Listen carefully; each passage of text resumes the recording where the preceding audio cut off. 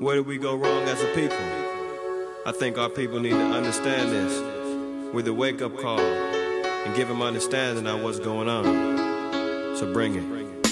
Early morning, rise up, open your eyes up, looking in the mirror, it gets no clearer. Cause we don't understand our own selves, drowning in sorrow with empty Hennessy bottles upon the shelf. Cause everybody wanna be a king, selling out their soul for this mean group of Africans. They're so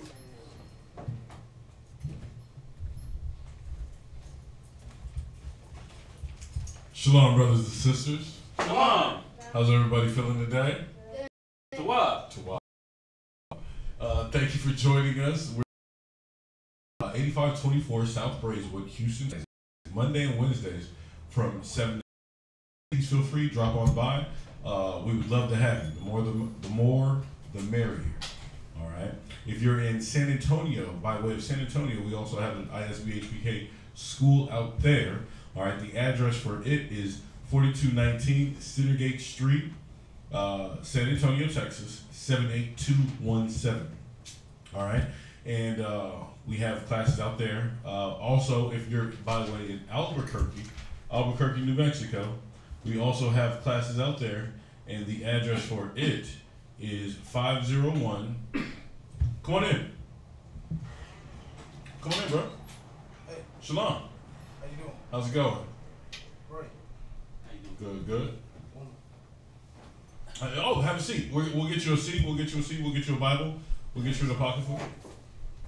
For class? No, I just saw it. I've been seeing it going, when I pass by. Right. And I was interested. Curious? Oh, yeah. Well, I've recently been, awakening, Okay. as we say, but I didn't know. Oh yeah, we've been here for about 5 years. Here, we're gonna get you a Bible. We'll get you a pocket food. Could you get Abiyar? Could you get him a flyer as well? You can have a seat anywhere you want. Y'all been in 5 years? Yes, sir. Same location. Yeah. We street speak right at that corner in the middle of the median. We do that every other Saturday. We've been going recently to Braeswood, in front of the car wash, in front of it on the median, and we've been street speaking there for about the opposite of the other Saturdays from here. So if we're not here, we're over there. Over there. If we're not over there, we're here. And we've been doing that for every Saturday. Bel Air. Man. Say that again, sir. I think it's a Braeswood. It's not Bel Air. Braeswood. Bel Air. Beach Nut, right? No, Bel Air. Oh no, Beach Nut. It's Beach Nut. I'm sorry, it's Beach Nut. It's Beach Nut in front of the. Sorry, thank you, sis.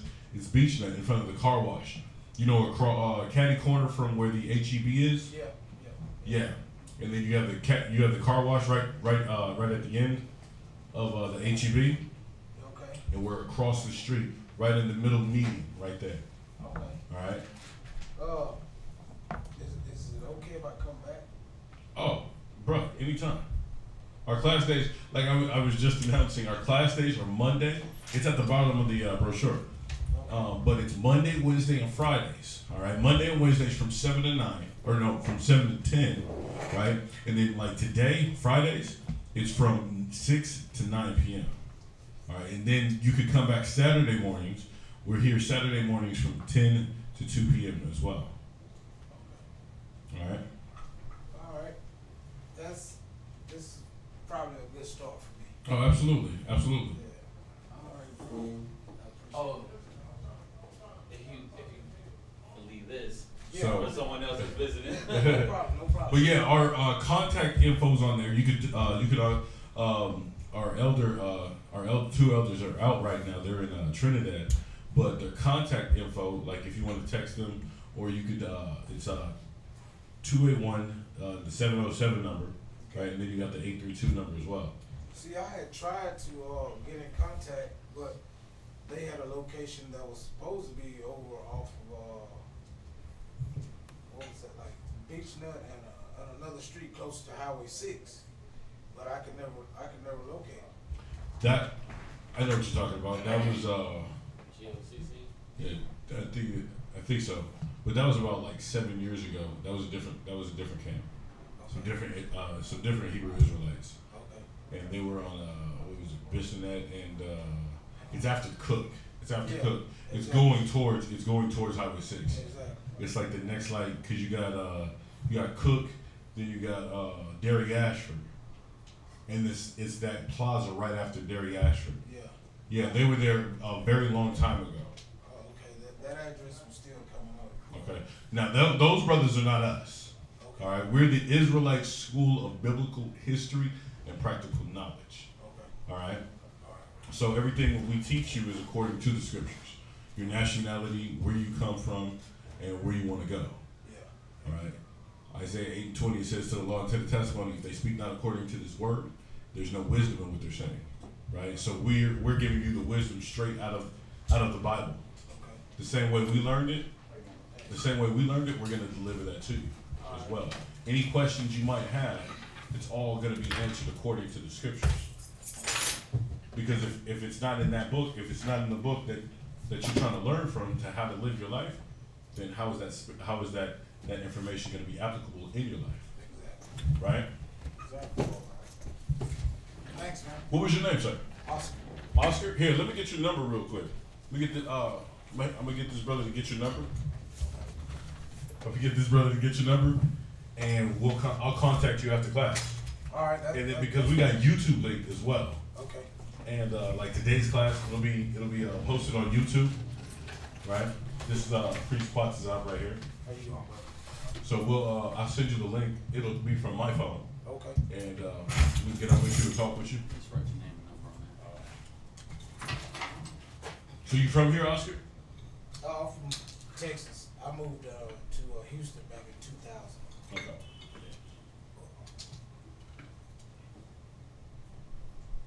think it's doing the intro? No. Yeah, go ahead. You said what? May I be ready for this?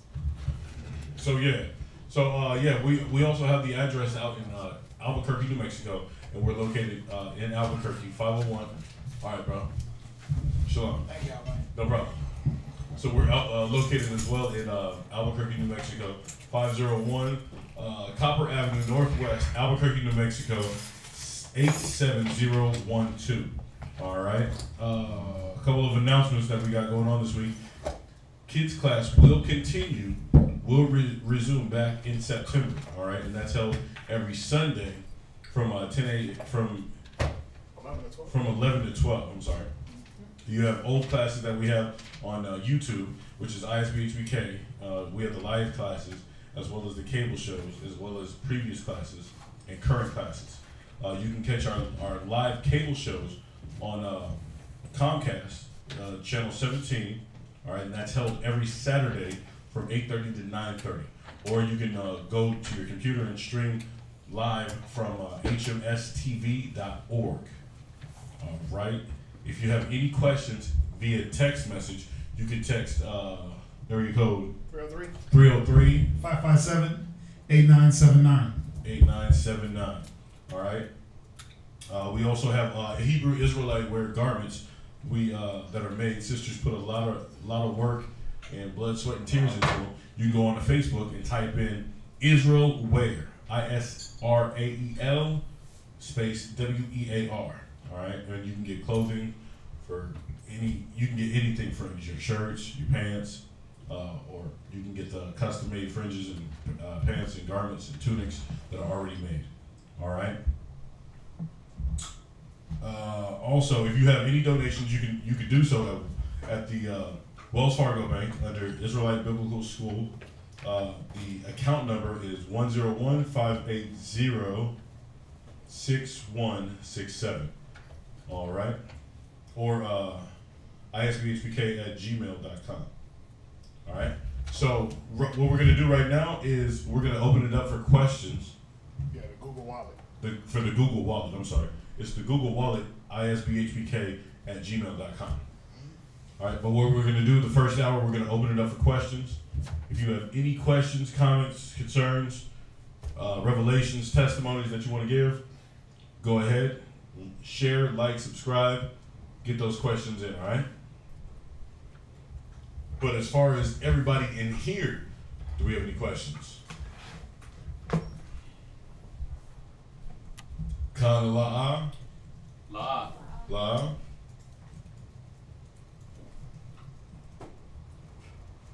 We have any questions online yet? Wow. What is Kristen Valles saying? What do you do if Eleazar getting arrested? Christian, you gotta rewrite your question, brother. Please. Rewrite your question so we can understand it better. Dua.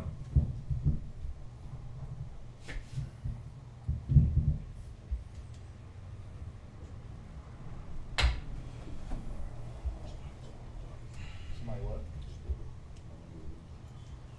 Nobody got questions there? La.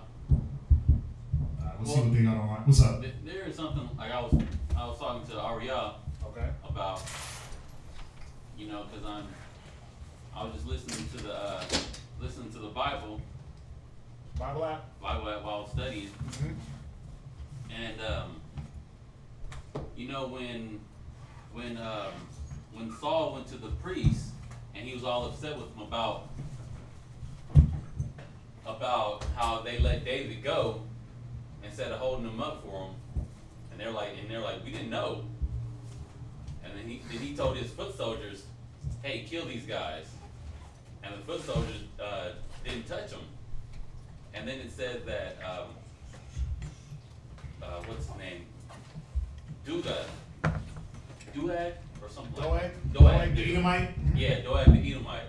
And I was like, Doeg the Edomite, he just did it with no problem. And then so it just starts the gears in my head start turning more like, why the Most High Turn that mic off. feels this way towards Edom, because they're willing to go overstepping. Like David was so much against not touching the Lord's anointed, and that considers the priest too. Right. And the foot soldiers, they knew that. Right. But the Edomite dude, he was like, whatever. Ha, ha, ha. So he slayed a lot of them. And that was just sticking in my mind. I was like, dang, it's just that spirit in them. Right. So that's all I was that stuck out to me today. Go to yeah, that's a good point, man.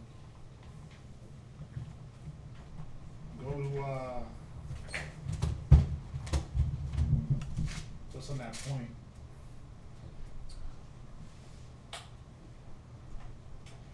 Yeah, you know which one I want? For the hatred against that brother.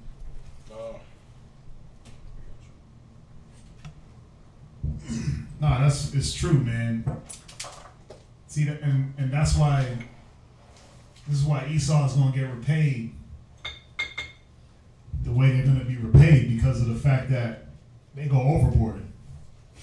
The Most High used them as a tool to correct us, right? Come. But when you start castrating and cutting out babies and cutting off women's breasts, and you enslave a nation for 400 years, that's a little bit excessive, right? Come. Where you at? Yeah. Obadiah chapter 1 and verse 10. Mm-hmm.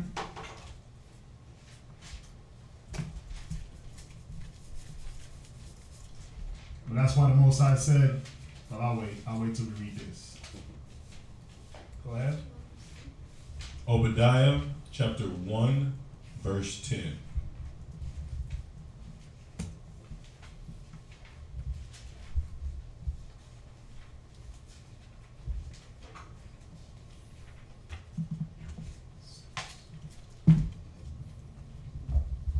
Yo, Hosea, you have Amos. Read it for me. Obadiah chapter 1 and verse 10. Go ahead. For thy violence against thy brother. Can you read up? Verse 8. Mm-hmm. Shall I not in that day, saith the Lord, even destroy the wise men out of Edom, and understanding out of the mount of Esau. Yeah, he's going to destroy the wise men because, like you said, the wisdom of this world is wickedness with the Most High, right? God. What does Esau perpetuate? What do they put out there? They put out their wisdom, God. right? Don't follow the wisdom of the Bible. Follow our wisdom. Let's turn men into women and women into men.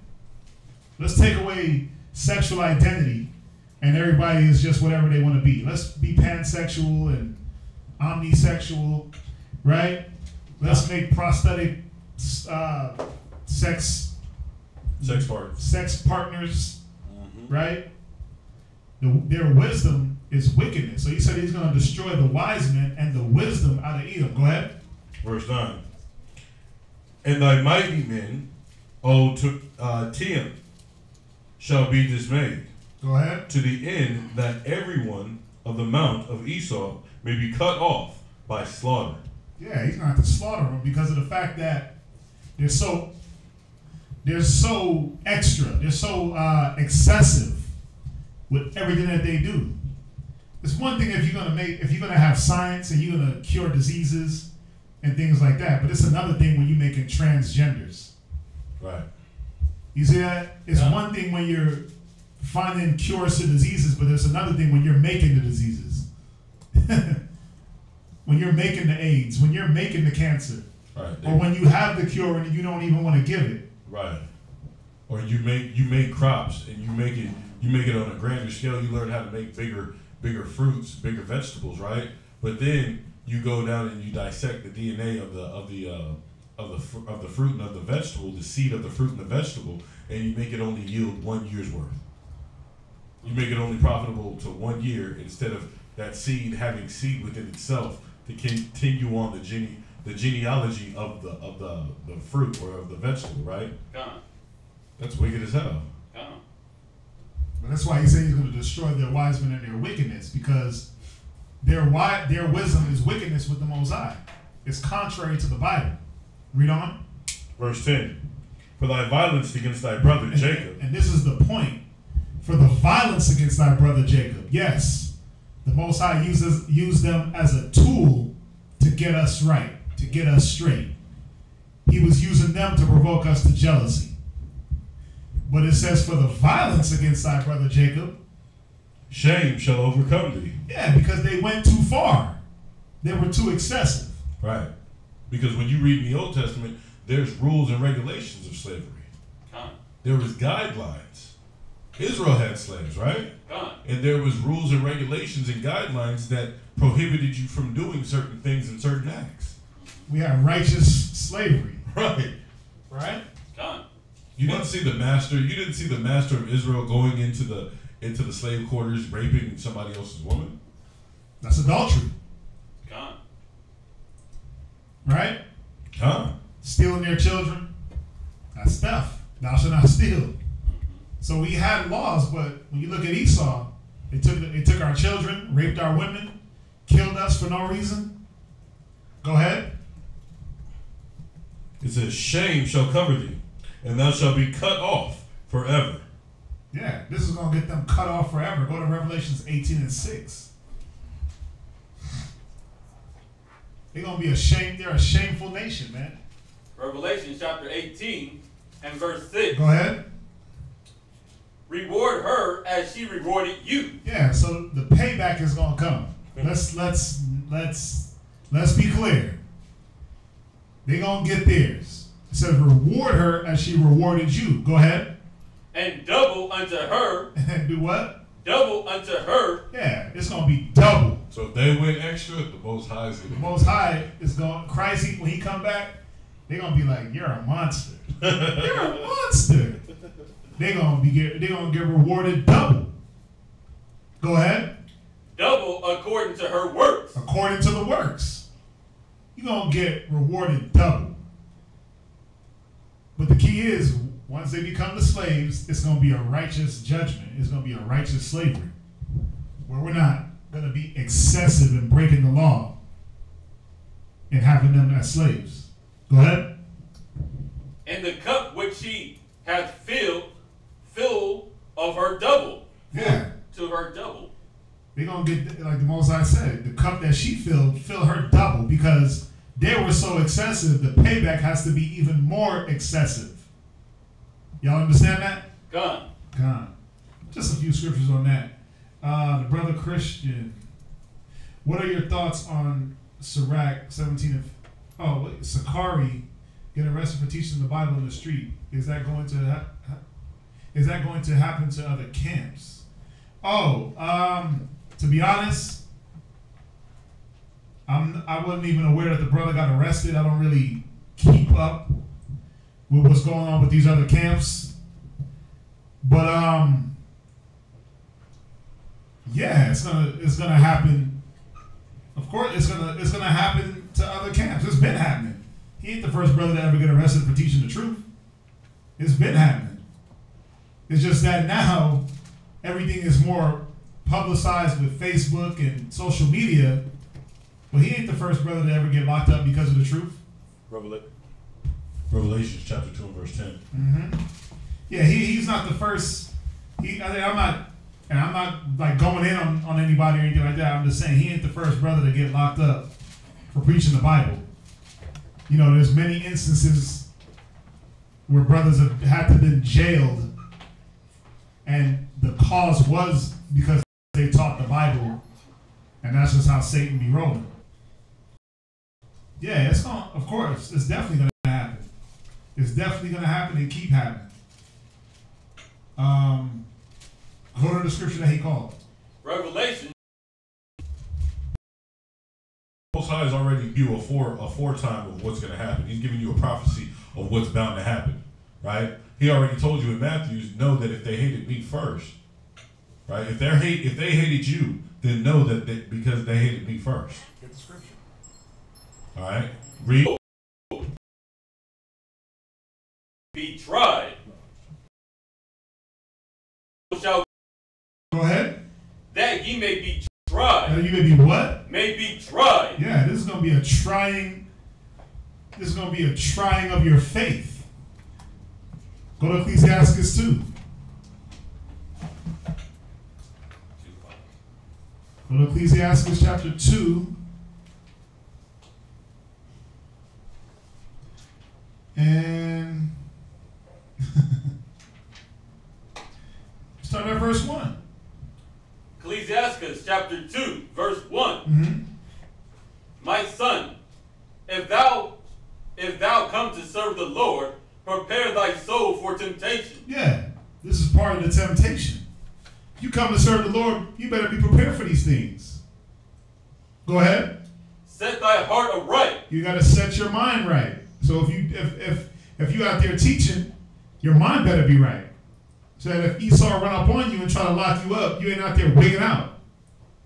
You ain't out there going crazy because you already knew. I'm doing the work of the Most High. They don't want you to do the work of the Most High. So what are they going to do? They're going to look for any reason to lock you up. Go ahead. And constantly endure. And do what? Constantly endure. Yeah, the whole point is if you are getting locked up for the word, Barakatah Yahweh, you got to endure that.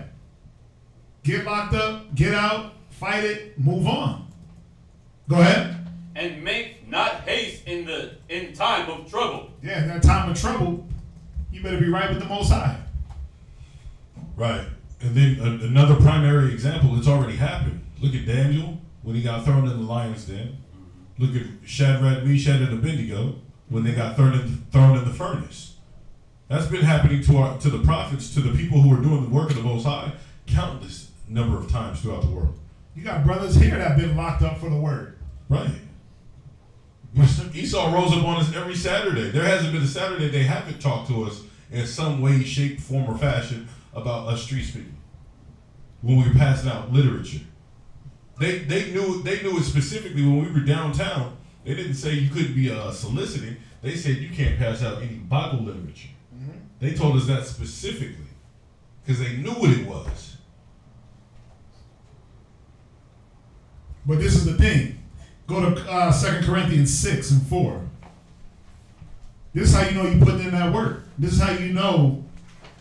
This is how you earn your stripes. Right? 2 Corinthians 6 and verse 4. Go ahead. 2 Corinthians chapter 6 and verse 4. But in all things, approving yourselves as the ministers of God. So this is how we approve ourselves. This is how we are approved as ministers of the Most High. Go ahead. In much patience. So you got to have patience. Go ahead. In afflictions. Afflictions. In necessities. You're going to need things. Go ahead. In distresses. You're going to be stressed the hell out.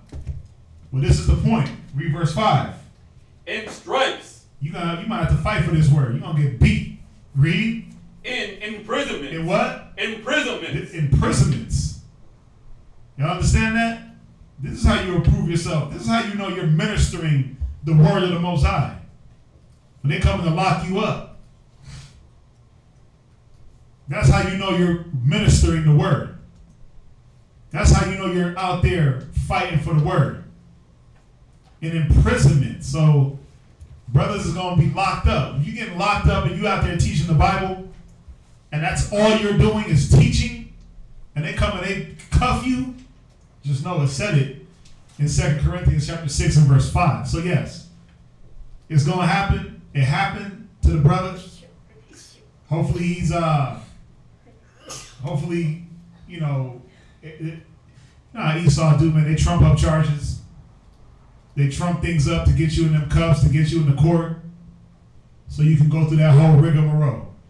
Hopefully, you know, the brother moves with wisdom, agree with thy adversary quickly, and if he did get arrested, he'll be out of there and they'll drop everything, and we'll move on. He'll be able to keep teaching and keep spreading the word. But yeah, it's gonna keep happening more and more as the days get closer and closer to the coming of Christ. More and more brothers, yes, will be locked up for this word. More and more brothers will be killed for the word and persecuted and beat up for the word. Y'all understand that? Come.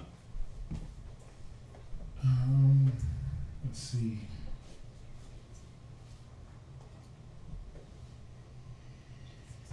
Anything else on?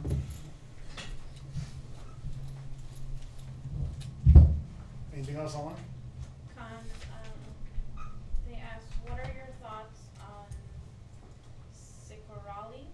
I'm not sure to pronounce that. 1715. Is that the same? Yeah, I just answered that one. And that's the only one. Go to real quick, just on the same point. Go to Romans 8. Go to Romans 8 and 35. But it's going to get past the point of imprisonments and stripes. This is where it's going to get to. Like Paul. Wasn't Paul not in prison? Gone. Beheaded? Gone. Right? Go to Romans 8 and 35. Romans, from the love of Separate. So, who shall separate us from the love? Police officers? A jail cell? Love. Who's going to separate you from the love of Christ? From teaching this word? From being out there in them corners? Read. Shall tribulation? Shall what? Tribulation. Go ahead. Or distress? Come on. Or persecution? Or persecution. They jail you, they persecute you. They put a bad name on you. Come on. Or famine? Read. Or nakedness? Read. Or peril? Or peril. You in perilous positions. The police is on you. They're trying to lock you down. Go ahead. Or sword? Or the sword. There's been many times brothers had guns pulled out on them. Many times. Colorado to Houston. Gone. Yeah. Been in it, man. Read on. As it is written, for thy sake. For thy sake. Go ahead. We are killed. Oh. Go ahead. Yeah. We doing this for our people, so you know you're doing it for intent, malicious intent, for the love of Christ. Even when they, but then guess what? They gotta drop the charges. because they might come to around no wrongdoing and what's going on. People say, yeah, we're going to get arrested. We're going to get arrested. We're going to get killed for the word stoned. More and more as this, and more as Satan, because Satan knows his time is short. So more and more as his time gets shorter and shorter, the time is going to get wickeder and wickeder. You're going to be out there teaching, and they're going to be just throwing bottles. And I remember one day we was out in Colorado, we were street teaching. And man, we were right there in the corner, 16th Street in like California. Right. Downtown, the heart of downtown, busy as hell, summertime. Car rolled by, they were just throwing bottles and all types of stuff at us. But brothers got to be on alert, you know. Another time we was out there, and this cat tried to rush the podium, and Harag did a roundhouse kick and like kicked this dude off away from the podium. Harag used to kick, bro. He was, when we used to spar, oh my God, you didn't want to get kicked by that brother. But yeah, he did a roundhouse kick and knocked this dude clean off the podium. He tried to rush the podium. So, and that was in 2001. It was years ago. Now, you got all types of demons trying to run up. Brothers getting into fights in the middle of tree teaching. Right. All these different things happen. It's about being aware, but knowing that it's going to happen. You're dealing with spirits. And they don't want to get this word out. They don't want to let this word come out. So yes. Oh yeah, that happened. We were at the seawall. We were at the seawall in Galveston, and we held up that fake image of Christ. Oh right? yeah, that turns them on. Oh that man, going. Because I was talking about. He was talking about this don't match the image of what the Bible was talking about. This Judite and this Edomite, man. These two dudes came up. One of them snatched it out of a woman's hand, threw it all the way down to the sand and stuff. Started going off. They started getting wild. Esau was standing right there with the pistol. He ain't even do nothing, man. Yeah. It was like he was waiting for something to escalate, to take it to that level, to see who was going to be in the wrong. Yeah, that's why brothers got to make sure they just move with that wisdom of the Most High. You got to make sure brothers, when y'all out there teaching, if you in a camp and you out there teaching on them corners, you got to make sure there's order. You got to make sure you keep your head on a swivel. Like we tell brothers in here before we go out. We set up prayers.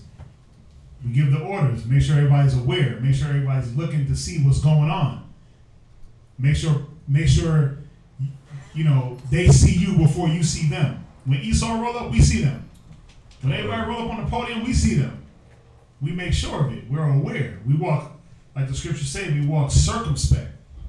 So, you know, but even a lot of times, man, even if you're aware, Esau's a cunning hunter. He gonna get you in his snares. He gonna get you in his trap. But it's all, like the scripture say in Corinthians, is to approve yourself as a minister of the Most High. This is how you get your stripes. This is how you prove yourself. You know, not how many deep sayings you got, not how big your beard is, not how many fringes you got. It's these things. It's being able to go through these things and come back and be like, yeah, give me some more. That's what it's about. Not getting locked up and then you want to give up. Not saying that the brother's doing that. I'm just giving a scenario. But yeah, Christian, hopefully that answers your question. Tony, Shalom. Couldn't make it. Oh, it's Tony. Hey, Shalom, Tony. Couldn't make it to class today. I have a question about Deuteronomy 28 and 53 to 57 about eating the flesh of children. Let's go there. Deuteronomy 28 and 53. Deuteronomy chapter 28 and verse 53. Mm-hmm.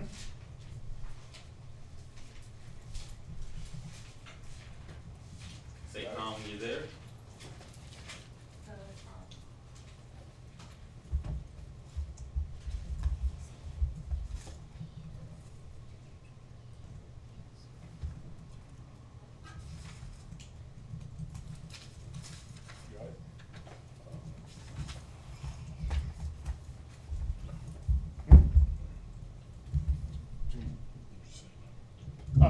Okay, go ahead.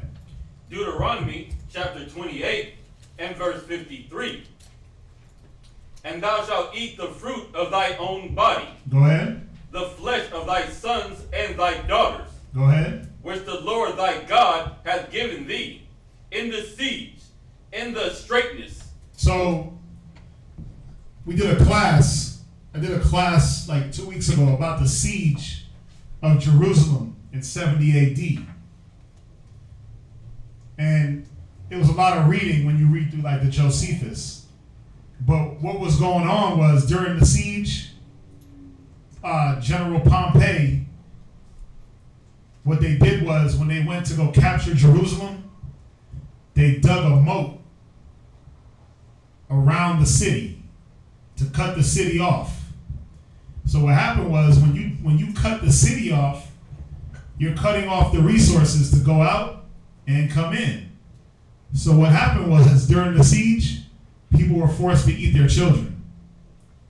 The Israelites were forced to eat their babies.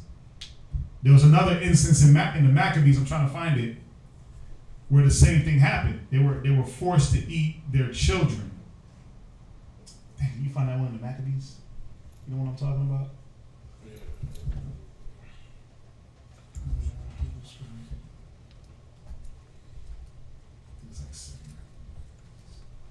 But yeah, that's what. So it says in the siege, during that siege in Jerusalem in 70 AD, they were forced to eat their children, man. It was literal. That wasn't like a symbolic thing. That wasn't like, oh, it might happen. Nah, they were eating their own babies because the food resources were cut off. They put them into a forced famine where they couldn't get any food in, any water in. They had to eat their children. You know what I'm talking about? I'm looking for it. That was for the half, right? What's that? Read on. Wherein thine enemy shall distress thee. Go ahead. Yeah, that whole siege, we were distressed. We didn't know what to do. They was dropping us like flies. They wiped out the whole city. They killed 10,000 in 3 days. Go ahead. Verse 54. So that the man that is tender among you and very delicate, his eye shall be evil towards his brother. Yeah, his eye was going to be evil. What verse you at? 54. Yeah, his eye was going to be evil towards his brother, the man that was tender and delicate. Not saying that he was a homosexual, but he had love and compassion for his brother. Now he's looking at him like, we're going through these perilous times. You know how it is, that crab in a bucket effect.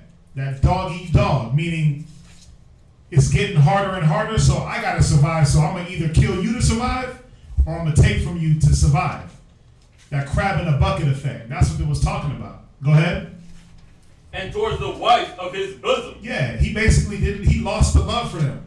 Instead of trying to, let's survive together, it was, well, I got to get mine, I got to live, so I'm going to take from you. Go ahead. And toward the remnant of his children, which he shall lead. Right. And then, we use this scripture a lot to show in today's society the condition that our people are in. How our males, how the black and Hispanic and Native American male deals with his family. He hits it, quits it, kids are born, he ain't around. Or he'll be there, child will be 1, 2 years old, all of a sudden he dips off. He went to go get a pack of cigarettes 30 years ago. Ain't that what happens? Oh, honey, I'm about to go get a pack of cigarettes. Because you know what happens? He can't handle the responsibility of children. He doesn't know how to handle the responsibility of a wife. It gets too overwhelming, so he dips out. That's the black man's MO. I can't handle it, so I got to run. We don't like to complete and finish anything. We bail at the first sign of turbulence. The first sign of trouble, you bail out. Just like Peter in the boat, right? When Christ was in the boat and Peter was walking on water, what happened? Peter wanted to bail out. Christ was like, faithless, O ye faithless, O ye of little faith. Wherefore didst thou doubt? That's the black man. That's the black and Hispanic man. As soon as a little turbulence happens, the road gets rocky, you start doubting, you dip off. What happened? Man, yeah, you talked to a brother, man, what happened to your dad? You never grew up with your pops? Nah. He went to go get cigarettes like 30 years ago. I ain't seen him since. Because that's the condition that we're in. Read on. Verse 55. Mm-hmm. So that he will not give to any of them of the flesh of his children, whom he shall eat. You see that? Yeah, wait. Read that again. So that he will not give to any of them of the flesh of his children, whom he shall eat. Yeah, you see that? He ain't gonna give nothing to the children. You know, when you're going through that famine, think about it. You're going through that famine at that time, and you got one slice of bread left. A man is supposed to be like, what? I'm gonna make sure the kids eat. But guess what? He like, hell nah. His eye was evil towards his brother, evil towards his woman, evil towards his kids. He's like, screw y'all, I'm gonna eat. And then I'm gonna eat y'all when I'm done. You see that? His eye was evil. He didn't have that compassion enough to say, damn, I'm stronger than my kids. I'm stronger than my woman. Let me gird up my loins like a man, do the manly thing, and suffer, and let the weak bear the infirmities of the weak. Yeah. Oh, yeah, no, the strong bear the infirmities of the weak. I said weak, and then I was trying to start another sentence. Gone. Yeah, the strong shall bear the infirmities of the weak. But he was like, hell no, I'm strong. I'm going to eat, and I'm going to eat you. Read on. Because he had nothing left in him. Because he had nothing left him in the siege. Yeah, because nothing was left in the siege. There was no food, there was no water. The Romans came in and they wiped out everything. So that greedy mind state crept in, that selfish mind state crept in like, well, all I got is this amount of water. So guess what? That's all I got, you can't have it. If I got half a cup of water, I can't, that's not enough for me.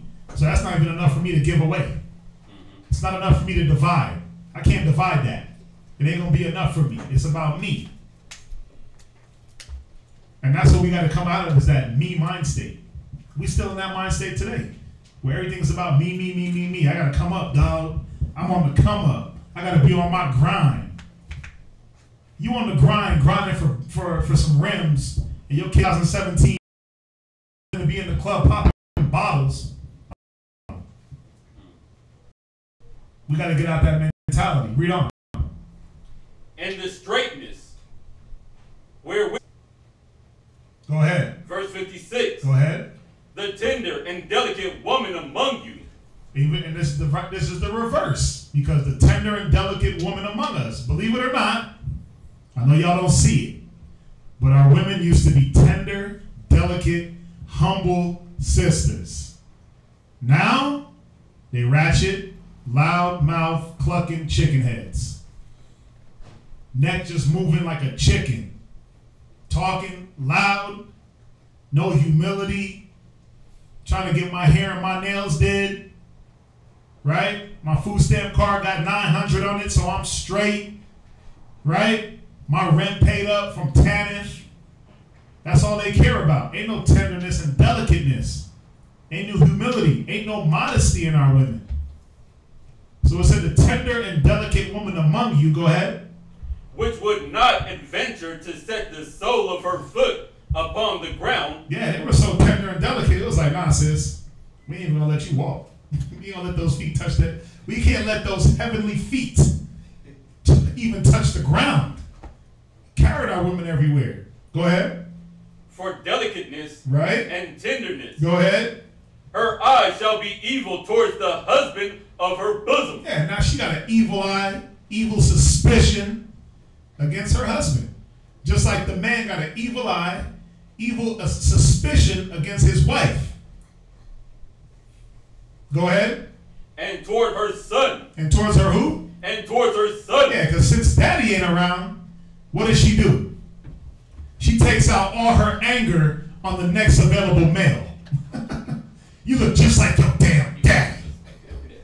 Everything that he do, you just like your damn dad. It's never a good thing like, oh son, I'm so proud of you. You did that just like your dad would do it, with wisdom, knowledge, and understanding. It's like, nigga, you just like your damn daddy. I can't wait for you to move out.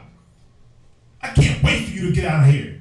But then, you know what? In the same token, she can't wait for him to become the football player, to buy her a house, a car, and a fat-ass bank account. Remember your mama, baby. Yeah. She like, you look like your damn daddy. You sicken me. But as soon as he make a little money on football, because that's all she trained him how to do is be a big baby, overcompensating baby, a male athlete, emotionally unstable, and physically fit. That's all they are, man. That's all these women raise. Are big dumb babies, big overgrown, over-muscular males that can throw a football, that can throw some pigskin around. Emotional as hell, no social skills, right? No people skills. Don't know how to be a and lift weight. When you have a conversation with them, they sound like children. 18, 20, 30. Now they got that evil eye towards their son. That's all they grow, man, are big, overgrown babies. Read on. And towards her daughter. Right. And they raise this daughter. They teach this daughter, since there's no man around, they're teaching this daughter, oh, it's okay to be independent. You don't need no nigga. Right? You don't need no man. They raise the men to be mama's boys, like you need to be all up under your woman, but then they raise their daughter to be the opposite. You don't need no man. What kind of sense is that? What's that? And then that same daughter, they want, when they're in old age, they want their daughter to come back and help them. And the daughter is like, oh, no, I'm doing my thing. I'm selfish as hell. You taught me to be selfish. Come and help you. Do what? We're going to stick you in a nursing home and let them take care of you. Mm-hmm. Yeah, because I'm too busy being a lesbian. I'm too busy ruling over my man. I'm too busy trying to do the things that men do, so I ain't got time for you. You taught me that. Go ahead. Verse 57. And towards her young one that cometh from between her feet. Yeah, she got the evil eye towards everybody. Her son, her daughter, her husband, her newborn baby. She wished she was never born. Why the hell did I have you? I regret you. Go ahead. And towards her children, which she shall bear. Go ahead. For she shall eat them. What's going to happen? She shall eat them. Go ahead. For want of all things, secretly, in the siege. You see that? She was going to eat her children secretly. She was going to eat them. They're going to be like, and when the siege was over, what happened to little Timmy? Oh, he got killed in the siege. What happened to little Bobby? Oh, Bobby got hit by a mortar in the siege. He got hit by a Roman sword in the siege. No, he didn't. Your ass ate him. And you got to look at that even symbolically today. What do these moms do when they raise this overcompensating, over-muscular, but muscular-bodied male with an underdeveloped? When they raise this man to go be a, they want to. She's trying to eat. She's trying to eat him up. Think about how they're all in college and then get out and be a football player, basketball player, baseball player, singer, dancer, entertainer. They can't wait for that. The first thing they want to do when they got a baby, oh, he's a male, he's going to be a football player. It's like, what the hell? That's their lotto ticket. That's your ticket to fame. Because they're trying to eat him up for his resources. They suck him dry. They didn't teach him no social skills or how to manage his money. You see that? Gone. So they just suck him dry of all his resources. What happened? What happened to Bobby? Oh, Bobby didn't know how to manage his money, so Mama took it all. Mm-hmm. You see that? Gone. Go ahead, read on. And straightness, wherewith thy enemy shall distress thee in thy gates. Yeah. So that was talking about us literally eating our children, man. It happened. Huh? It happened. We got more questions? Ooh, Zion. Zion to kill. Okay, let's see. He said, so this already happened? This happened, yes. But again, it's happening now. If you look at it on a symbolic, if you look at it in a symbolic way, it's happening now. Isolation a bad. We're gonna go through the class and find out. We're gonna see if isolation is bad or not. But I'm sure you see the title of the class. But we're gonna go through the class. Hopefully you stick around. We're gonna go through the class and find out. Tony, okay, I thought since it was a curse, it was to come for not following the Most High. Yeah, you gotta remember. You gotta remember, this curse was written in Deuteronomy in Moses' time. The siege on Jerusalem happened in 70 AD during Christ's time. So yes. So it did come. It did happen literally, but even symbolically it's still happening. You got families eating families for their riches. You got a mom can't wait for it. Fathers can't. Think about it. Think about how many you got. Think about how many athletes you got. Like, perfect example, Kevin Durant. He didn't grow up with his father. As soon as he signed with the NBA, his dad popped up on the scene. Right? His pops disappeared. So the tender and delicate man that is among you, his eyes shall be evil toward his brother and toward his wife of his bosom. Ain't it an evil thing to have a child with a woman and leave her? Ain't that evil? To leave that child defenseless with no covering? The man is supposed to be the head, right? Of his household. It's an evil thing for a man to have a kid and leave it. You got to really be on something to have a kid and just leave it out there. Leave a woman out there to fend for herself to the elements. Kevin Durant's pops. I'm using him because this is what I know. His pops dipped off when he was young. But as soon as he signed that contract, what'd he do? He right back in your life. What's going on, son? Let's have a relationship. Why? Because now he wants to symbolically eat from Kevin Durant's plate. He wants to eat of those riches that Kevin Durant has. You see that? So when you even jump down,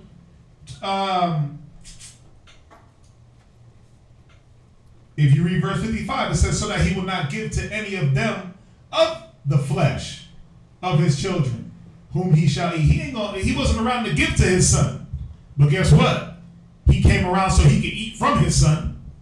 You see that? He wasn't around to provide for him, but now he wants to be around for his son to provide for him. It ain't supposed to be like that. So yeah, it happened, but it's still happening. That's what we got to realize, that these curses are still happening. If it's not happening literally, it's happening on a symbolic rate, but they still happening literally. They still happen literally, just not as on a wide scale, but symbolically they're definitely happening. Because truthfully, do we have yokes of iron around our neck? When you go to verse, what is it? You say you put a yoke of iron around that neck until he has destroyed you.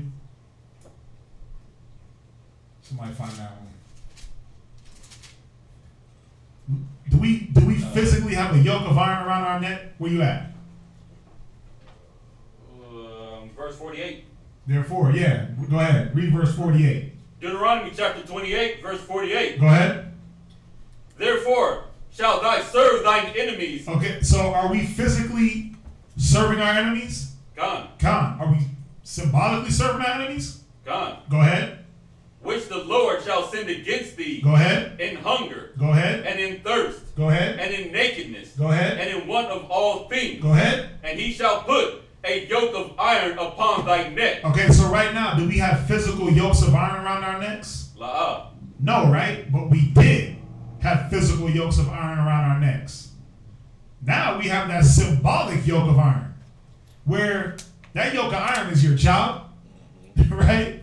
It's the money.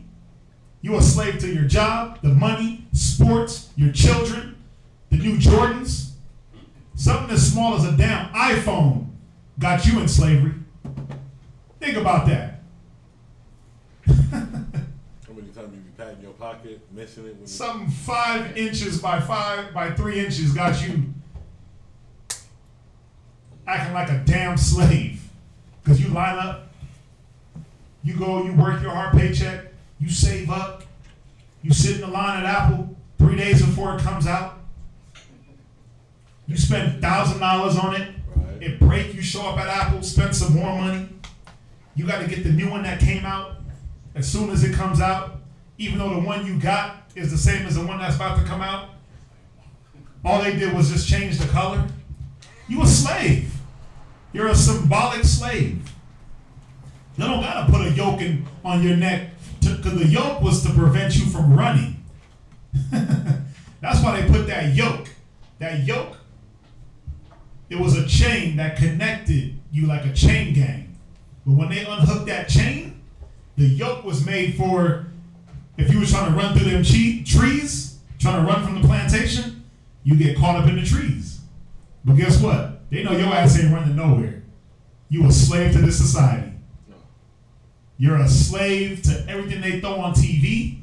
You're a slave to anything they put in your face. You're a slave to the food. You a slave to the clothes, the jewelry. That niggas running through the mall trying to buy jewelry and don't even got a belt on.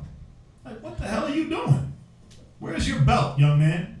But you want to go buy a chain. A fake gold chain at that. But you can't go buy a little cheap-ass belt to hang your pants up on your waist? Because you a slave. So symbolically, that yoke of iron got you in slavery. They don't need a physical yoke. They got that symbolic yoke on you. So we just got to remember a lot of these curses, yes, they are still happening. And the whole point, though, is to come out the curses by trying to keep the law. And try not to, we don't have to fall into the Deuteronomy 28 and 54 curse. Because we here for our kids. We here for our women. We teach them. We build them. We grow them. We raise our kids. So that's one curse we can scratch off and say, look, I'm here. This is what I'm doing. Right? Gone. Gone? Gone. Gone. Where we at? We got anything else? Did you want me to finish? Where were you at? Yeah, you can finish it. Until he has destroyed thee. Oh, yeah. Think about it, man. You're right? Ain't that the black how you live? Saying that that's how they got us, man. Thinking that it's all about, it's just about money, hoes, clothes, rims, chains. Your own get. Yeah. In slavery, they had you talking about whips and chains. They was whipping your ass and chaining you up. All you care about is whips and chains, a car and a chain. It's the same mentality. Different objects, but they got you in the same slave-ass mentality. What is it? Go ahead. Psychology. They did a psychoanalysis on these flies in a jar, and it's the same syndrome where you trap these flies in a jar and you put the lid on and you keep them for a couple of days and they keep banging their head. Eventually, they're gonna stop banging their head up against the jar lid, right? So then you take the jar lid off. And what happens is they end up dying in the jar with the lid off. Why? Because they stop going up to the top to see if the roof was on. Oh yeah. So they die in the captivity. They die not knowing. They die in the sense of the invisible yoke, the invisible chain. But it's just like niggas in this world. They don't check to see. Let me check the knowledge out to see if I can get free. Right. Let me open up a book to see if I can free myself because it's in a book now. Now it's legal for me to read. Right. It's the same thing. The book is that jar being off. They don't go and say, let me open that book up and let me get free. Like, I'm just keep banging my head against the wall until I die. What's the saying? Same thing, same-ish, different day? That's the mentality. Same crap, different toilet, same Kool-Aid, different flavor. Nah, it ain't gotta be that. It could be a different Kool-Aid and a different flavor. How about getting you some, some Tang? I don't know. Switch it up. But that's what it's about. We got to stop being in that invisible yoke. We got that invisible yoke. So, but Tony, to answer your question, yes, it did happen. It's still happening, these curses, and we just got to get them out. We got to get them out of the curses. Anything else online? Anybody else got questions in here? I mean, if we don't, we're just gonna go into this. We're gonna go into this class.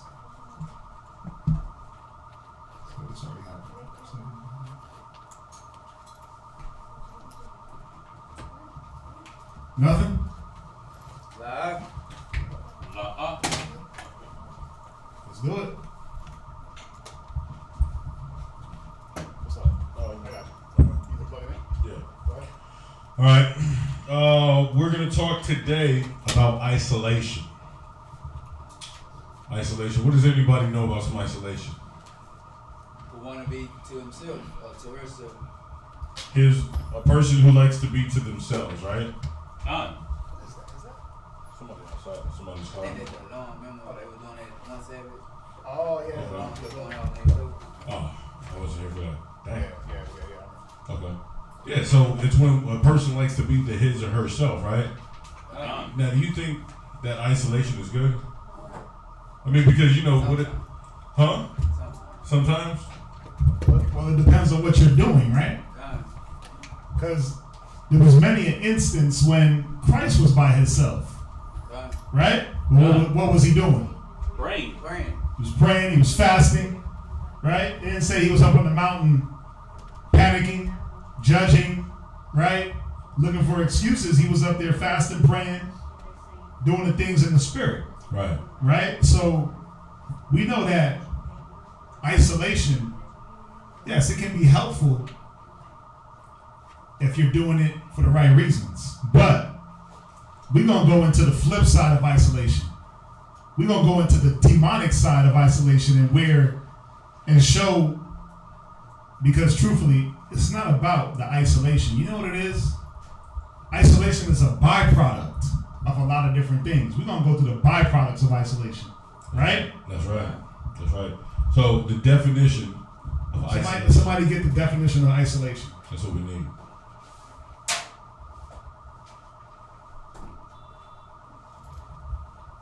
Make sure you take good notes on this too, because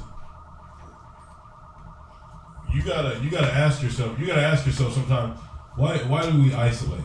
Why do we isolate ourselves? Why do we isolate ourselves? What are we isolating ourselves from? To think. I mean, that sounds logical. That's Sometimes. no, that honestly, like, that's logical. You know what I mean? Christ, he didn't have a place to rest his head. He was always getting asked questions. So he was always healing somebody, right?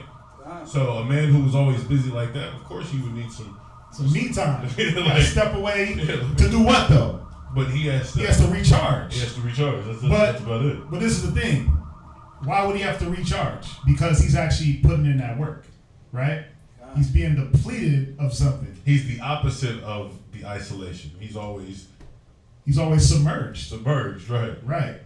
But a man that has to be recharged is always giving. He's always giving. He's always doing the things that are required of him. Right. He's always that example. Right. Right? He's always readily available to be drawn from.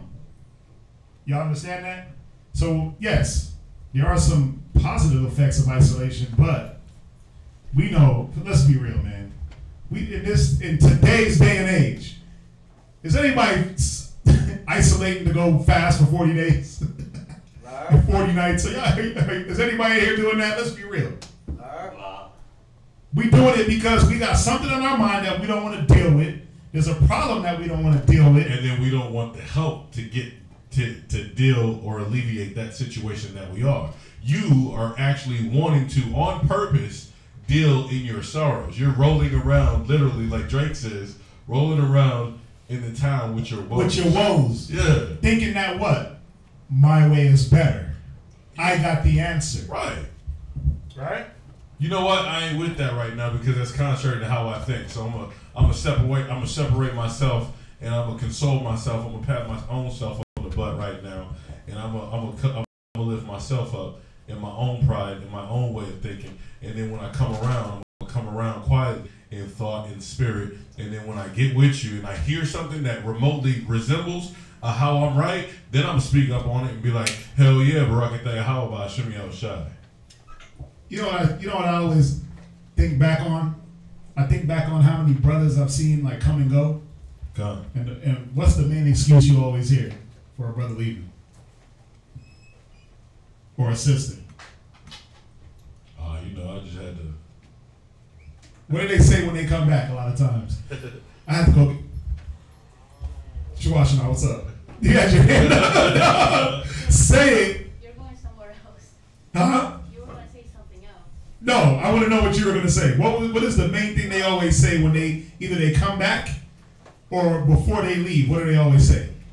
Before they leave, nobody cares, but I hear the most. Okay, nobody cared. But there's no love. There's no love. That's not what I'm looking for, but what do you think, Exandria? I need to get myself together. Bam! I need to get myself together. But Isn't that the reason why you came in the first place? that's the reason to gather.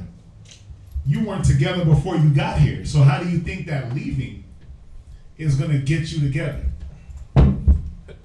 Right? How is leaving going to get you together? So we're understanding. See, we got to talk about this, man. We have to. What's that, Shawashina? Well, most of the time they're referring to the carnal life, you know, in the truth from how they can't get a job, they can't have a car, they can't, I don't know, go shopping, but when they leave, All of a sudden, that all happens, right? I don't know, they get smarter maybe. Somehow, right? Somehow, like all of a sudden now I can go shop. I got money to do that. My car's running. All these things, right? Well, it's like you said. What are they chasing? That carnal. You're chasing those carnal things. Go to where you at. What you looking for? Yeah, it was just on Xandria's point. What? She said it. Say it again, Xandria. I need to get myself together. The question was, yeah.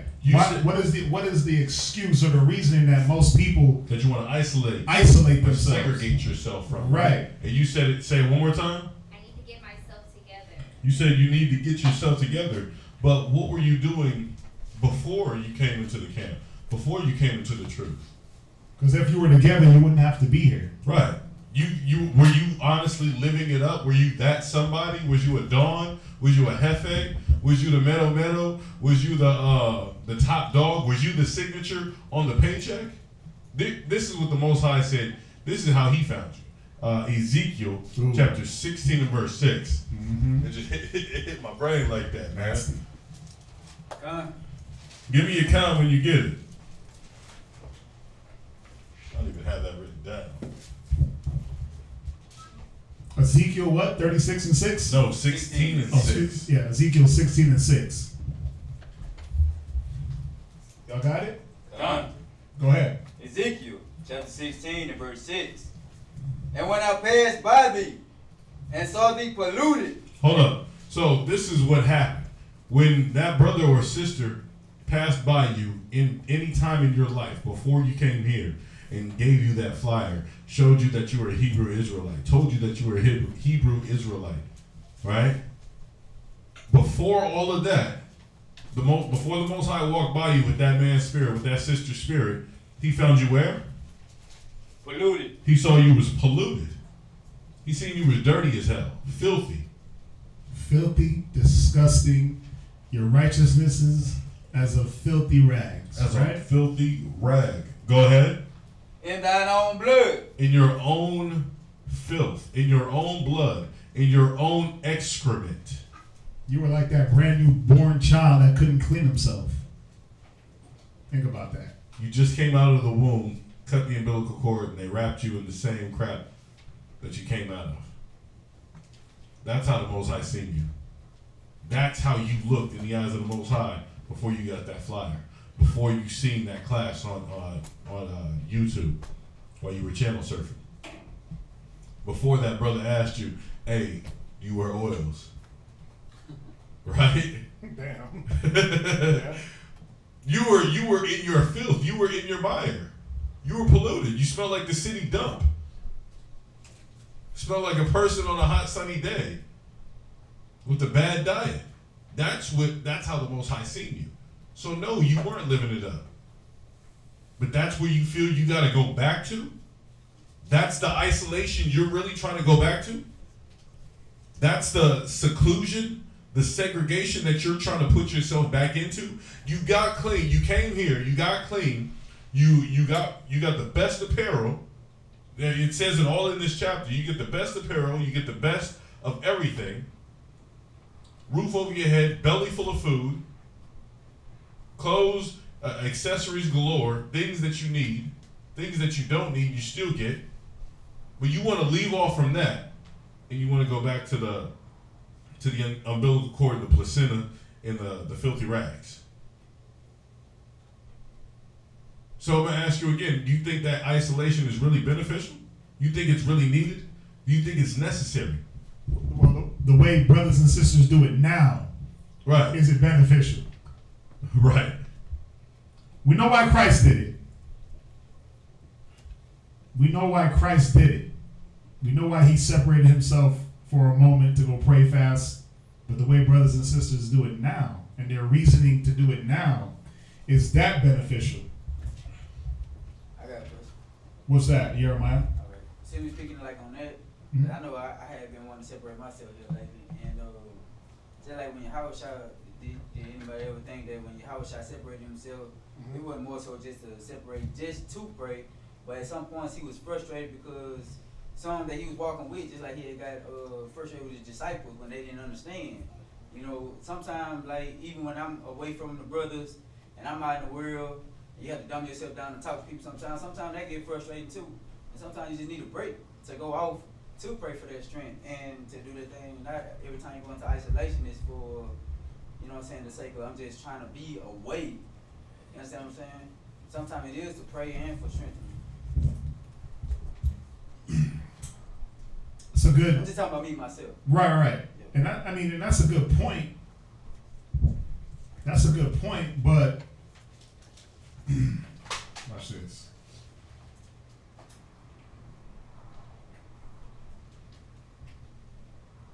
Because, you know, Christ was a righteous man, right?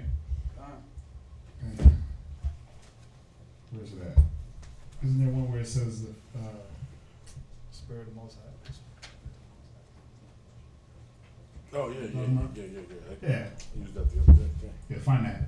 But no, Christ didn't separate because he never did that because he was frustrated or he didn't know how to deal, or because he didn't want to. He always dealt with everything in the moment. He never sat back and waited.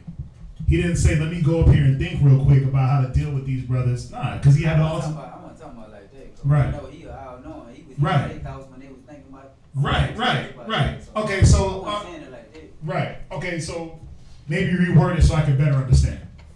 All right. Mm-hmm. Just like for instance, just like when he had fasted, you know what I'm saying, he became hungry. Like even when you're doing work, you know what I'm saying, at some point you become weary.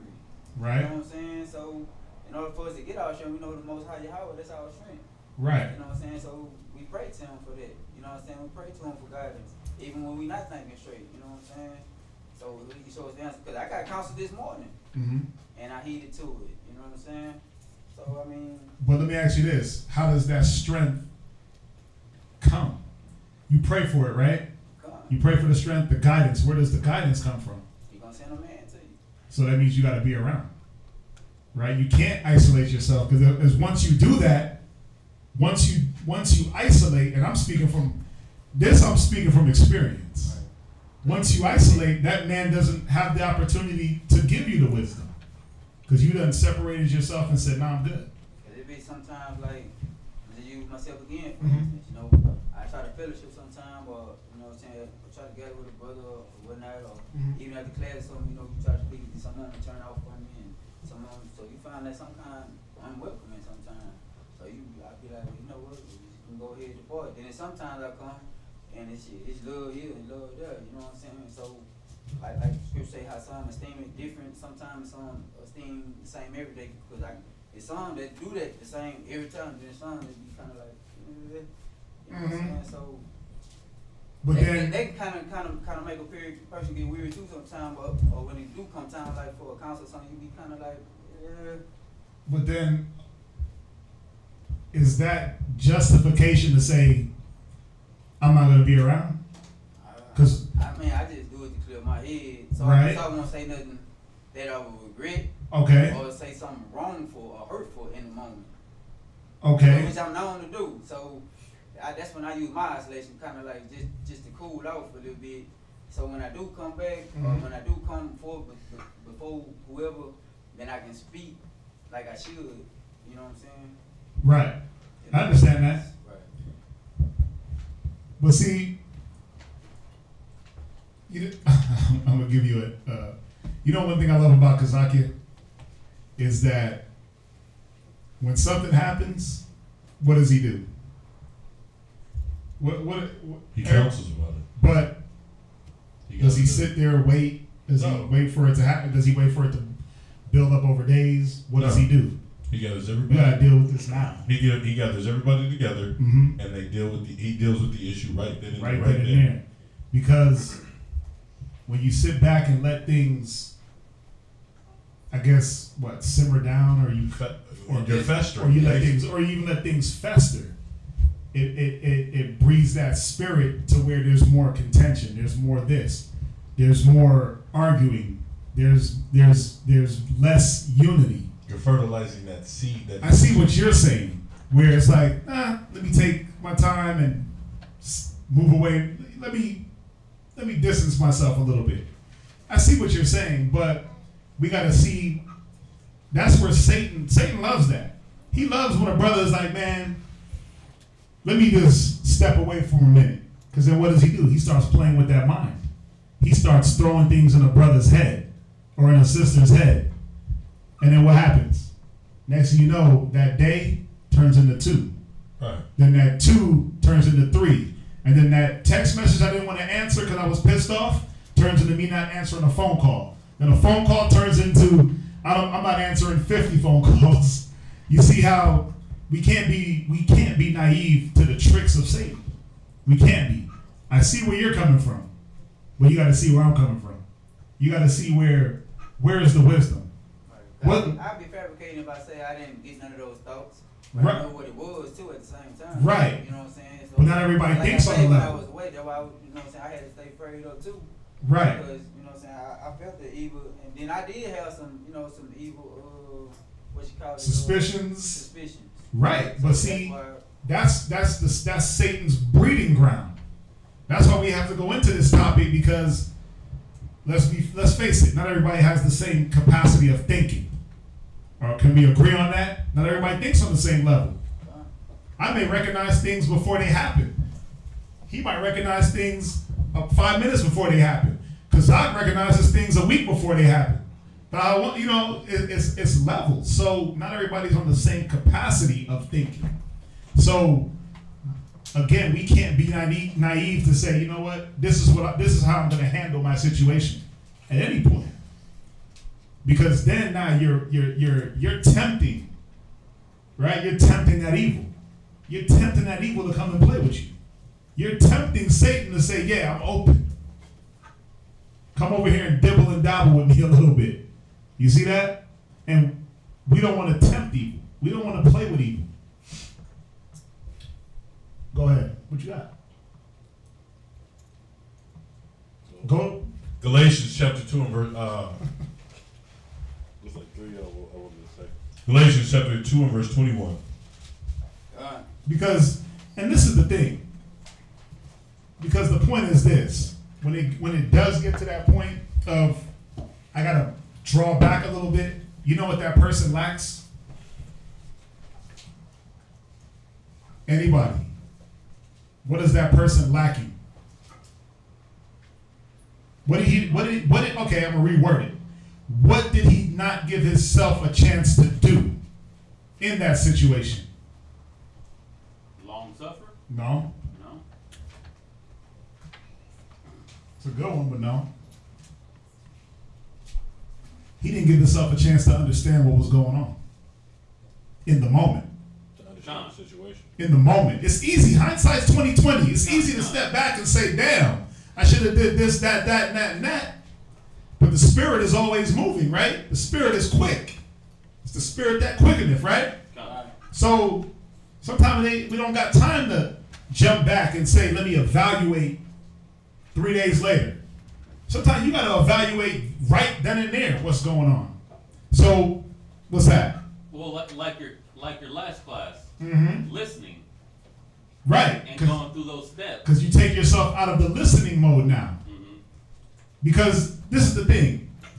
If I get upset about something and we're talking, if I'm listening to the wisdom should be doing what? It should be taking me into a mode of solitude. It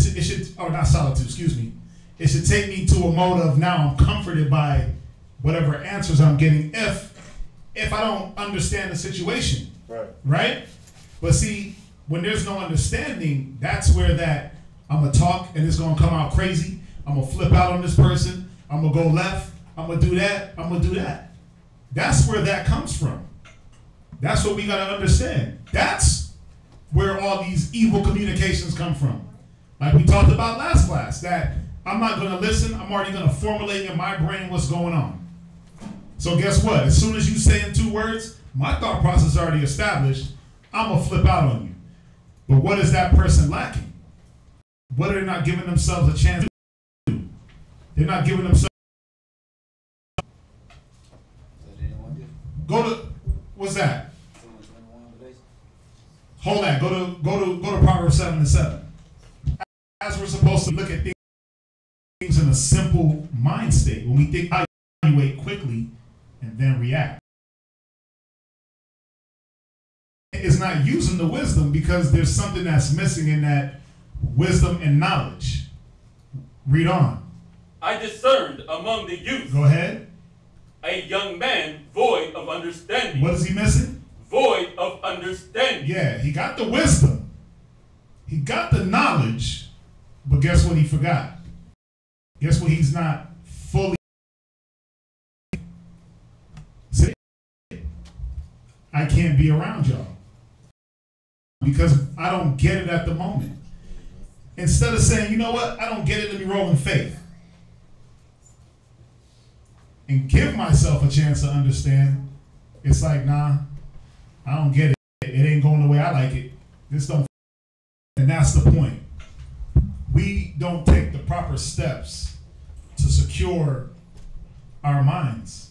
Because that's what it's about. It's about securing your mind. It's about securing. We got to take the proper steps to doing it. But when you get into that mindset, we judge prematurely a lot because why? We're void of that understanding. Go to, I'm not trying to take over your class, but go to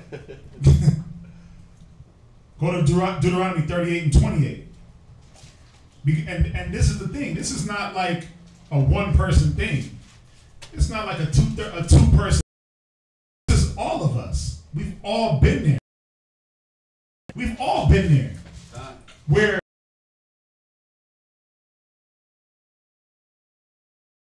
listen, so I might flip out. But see, that ain't the spirit. That ain't the spirit. There's no, you got to remember, the Most High said he give grace to the humble. There's no humility in that. We got to get out of that simple mind of, let me go take a break real quick because I'm going to blow up. Have you to the point where you,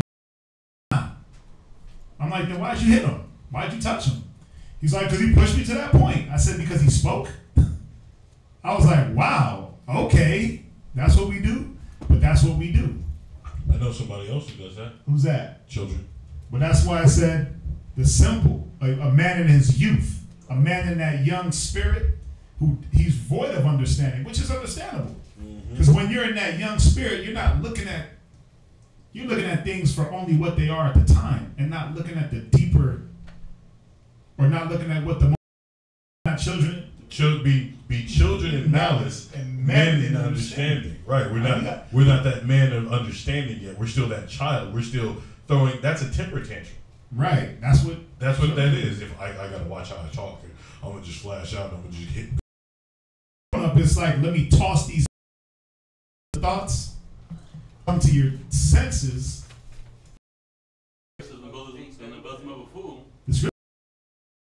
You can still listen to what's being said and let the counsel happen and let the understanding See, that's the problem. You said this, let me clear that up. And as you're going, the counsel is supposed to be putting this man's mind at ease, right? Because that's what we do. We're counselors, we're ministers, we're supposed to be easing the mind. But this man's mind is going 100 miles an hour. He hasn't shut down his mind. So guess what's happening? The counsel's not getting in there. So who you called to talk to. Y'all understand that? Gone. So how, if you call for understanding, you don't give yourself a chance to get it. Now you gotta take a break. You gotta go into timeout in your mind. It shouldn't work like that. You got a problem, you call for the understanding, you let everything play out to get the understanding. That's how it should work, right? People time out. Come on, man. We got to do better than that. We don't even have time for that.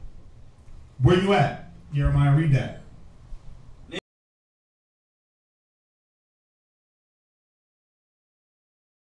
Okay, brother, you thinking like this? Off, wig out, take it out on your rib, your kids, your children, the man next to you, right? You don't put yourself in a bad predicament, because that's what happens. It's like you didn't listen to the wisdom, now the Most High got to show you. And that's what we do in 16. I'm sorry. What you? What does that mean? I mean, that's what you here for. Go that. Read that. Proverbs 21 and verse 16. Proverbs chapter 21 and verse 16. Go ahead. Because this is the result.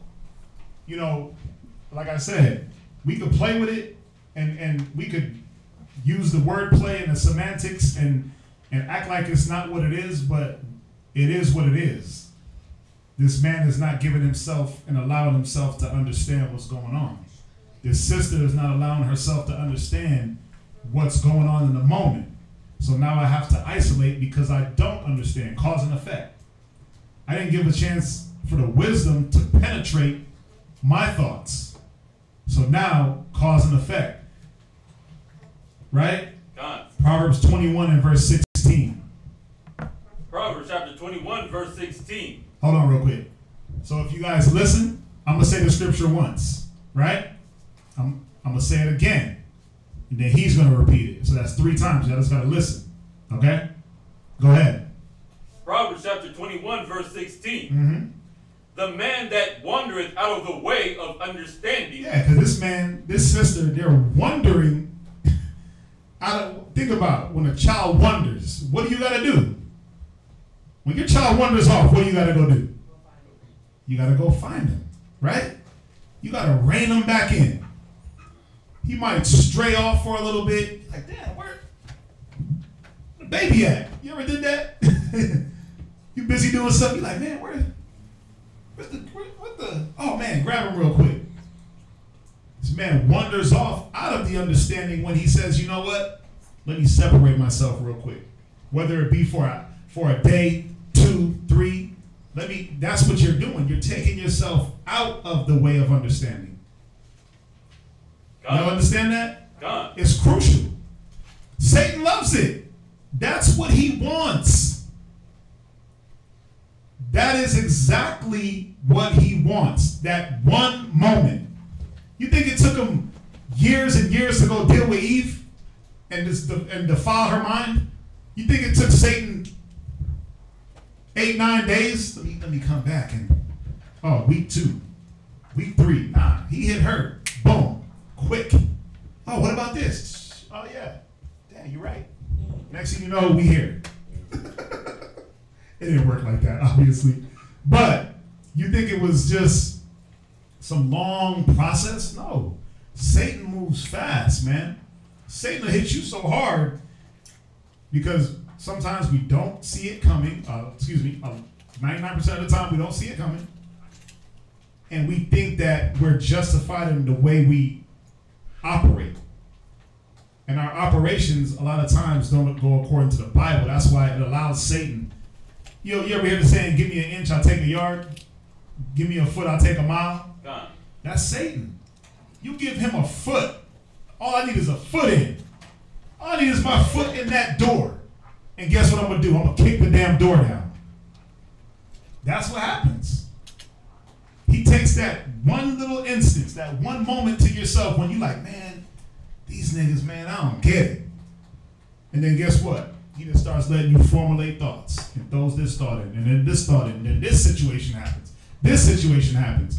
Next thing you know, everybody's wicked. And it's like, damn, how did we get here? Off of one instance of not saying, you know what? Let me just listen real quick, understand, and deal according. Because we got to remember, yes, Christ, he did separate himself. But he was fasting, praying. And then even when that happened, what happened after that? Every time Christ fasted and prayed, what had to happen? The tempter came. Satan came. Yeah. But then what had to happen, though? He had to be ministered to, right? He still had to be ministered to. Right. Others came to him. Right. Others came to him, but he never, ever, at any time, think about it. When the devil came to Christ and said, turn the rocks into bread, did Christ say, damn, yeah, you know what? Yeah, I could do that. Nah, psych. Or did he right away kill that thought? He right away killed that thought. He right away killed the thought, right? Done. But what do? We formulate 50 million thoughts to justify the negative. We entertain it. We entertain it. We entertain the devil. That's all you got to do is entertain him. That's all it takes. That's the point. That's all it takes. A little entertainment. And next thing you know, you in a hole deeper than what you thought. Finish where you at. I'll let him get back. Shall remain in the congregation of the dead. Where does he go? The congregation of the dead. Yeah, he separates himself. The congregation of the dead, they're out there. They're outside these walls. Walking dead. Yeah, they're the walking dead. They're zombies. They don't know what the hell's going on at any time because they're void of understanding.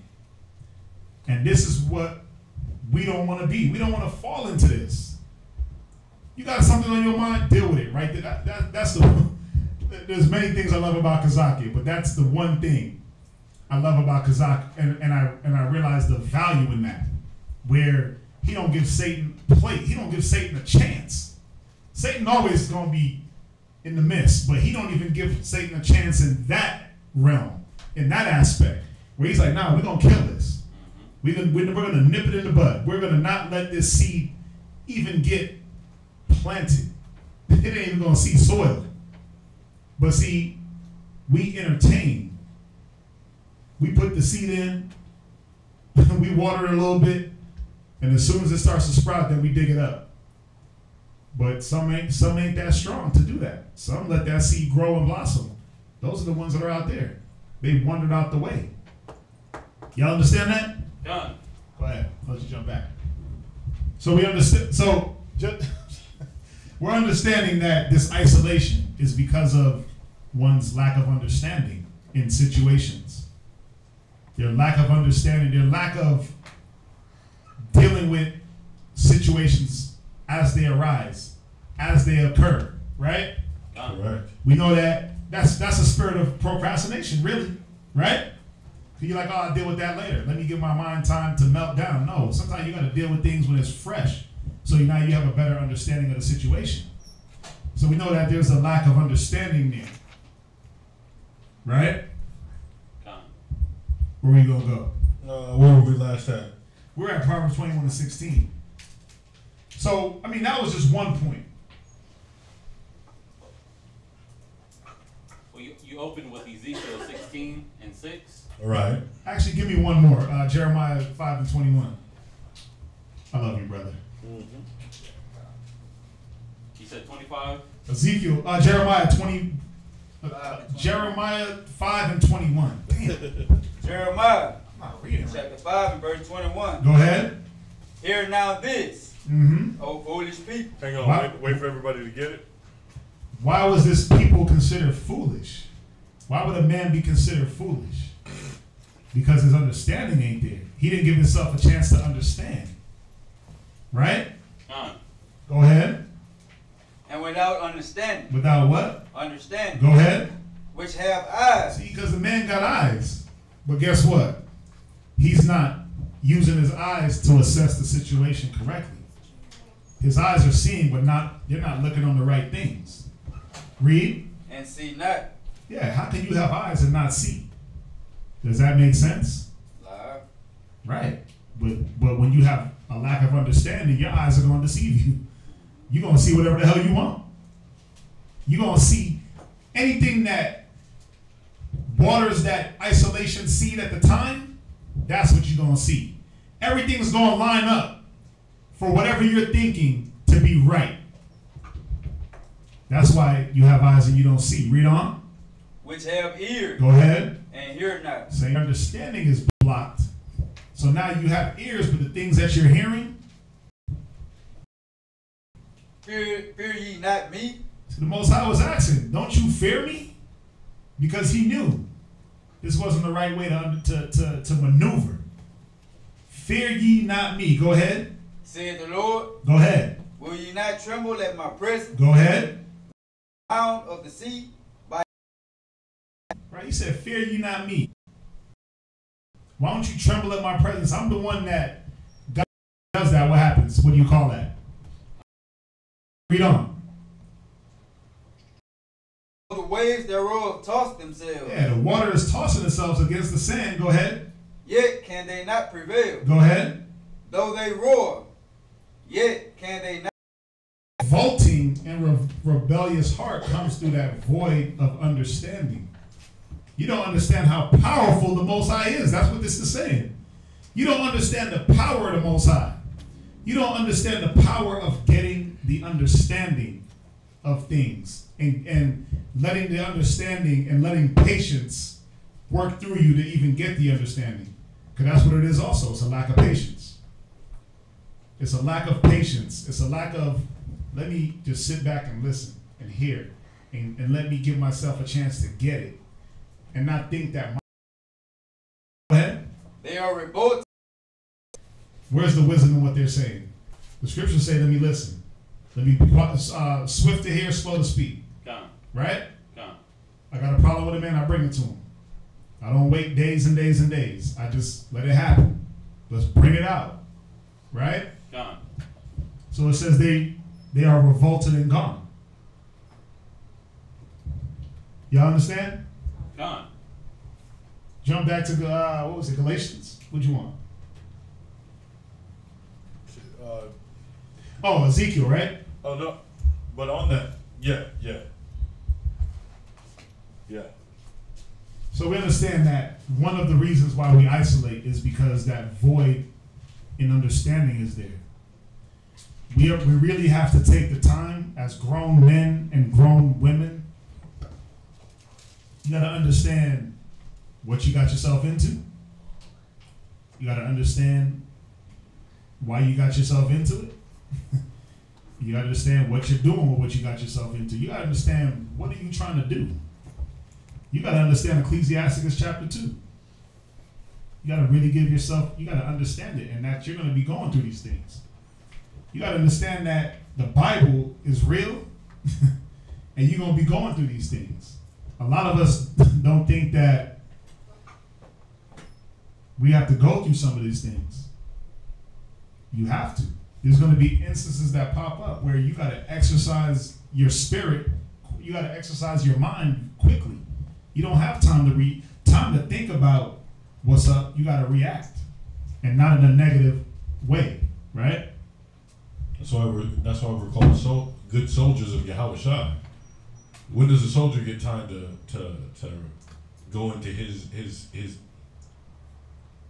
wallowing party, right? When do they get to do those type of things? They don't. So we, being like-minded soldiers of Yahushua, have to be doing the same thing.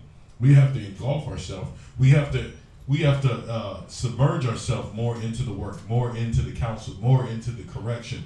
We have to submerge ourselves into these different areas that we lack in. You can't sustain from them or abstain from them or put the brakes on them. You gotta suck it in more. You gotta want more, because you can't feel What you don't want to feel is like, you know what? I've reached my pinnacle. I've reached my height, and I'm good. You can never be good enough in this truth. You can never be good enough doing this work. So when you actually try to take the time to throw your woes in the equation or in the factor, it stunts your growth. It stops you from helping the next man. You're actually not being your brother's keeper. You're not being your sister's keeper in that. When you want to put your feelings in the mix, you're hurting somebody else. You're hindering yourself, but you're also hindering the next man. When you think you need the time to, well, I got to get my thoughts in order. I got to get my thoughts straight. You're actually hurting the next man. That's a brick that could have been established. But then, okay, you might want to be quick. Well, you know what? I got these spirits on me, and that's why I'm acting this way. Well, why wouldn't you be around positivity to get the spirits off of you? What the hell you need right now is an exorcism. But you want to go into the room, tie yourself to the bed, and have your head spinning around and spitting out pea soup. And enjoying that? We were back at Ezekiel chapter 16. Yeah. Yeah, go ahead. When you get that, give me a comment when you get that. Ezekiel chapter 16 and verse 6. Okay, everybody, if you got it, give me a comment. Go ahead. And when I passed by thee, and saw thee polluted in thine own blood. So we were polluted when the Most High He found polluted in our own blood. We were in the filth. We were the scum, right? And what were you at that time? You were isolated at that time. Exactly. It was like, I don't want to run in excess and rioting and revolting with these niggas no more. I don't want to be that girl, that hoochie mama at the club shaking my rumper all the damn time. You know what? So let me sit back for a minute. Let me try to get my stuff together. But then that time, that's when the Most High found you. You were still in the midst of your wicked acts. You were still in the midst of being a nigga, being a hoe, right? But you were still an isolated hoe. You were still an isolated nigga. You get that? Okay. Yeah, you were an invert. That's not in the spirit either. You were an invert. You did your stuff on the low.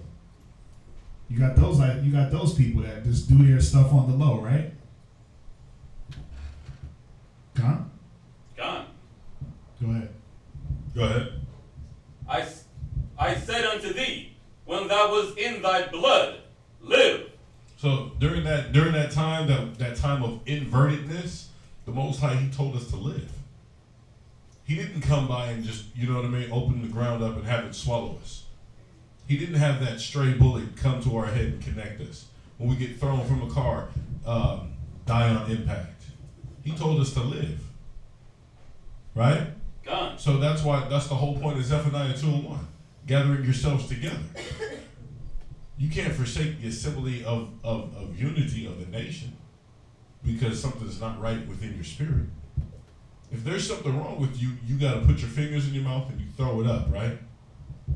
You take you drink some ginger ale, you drink some what is it?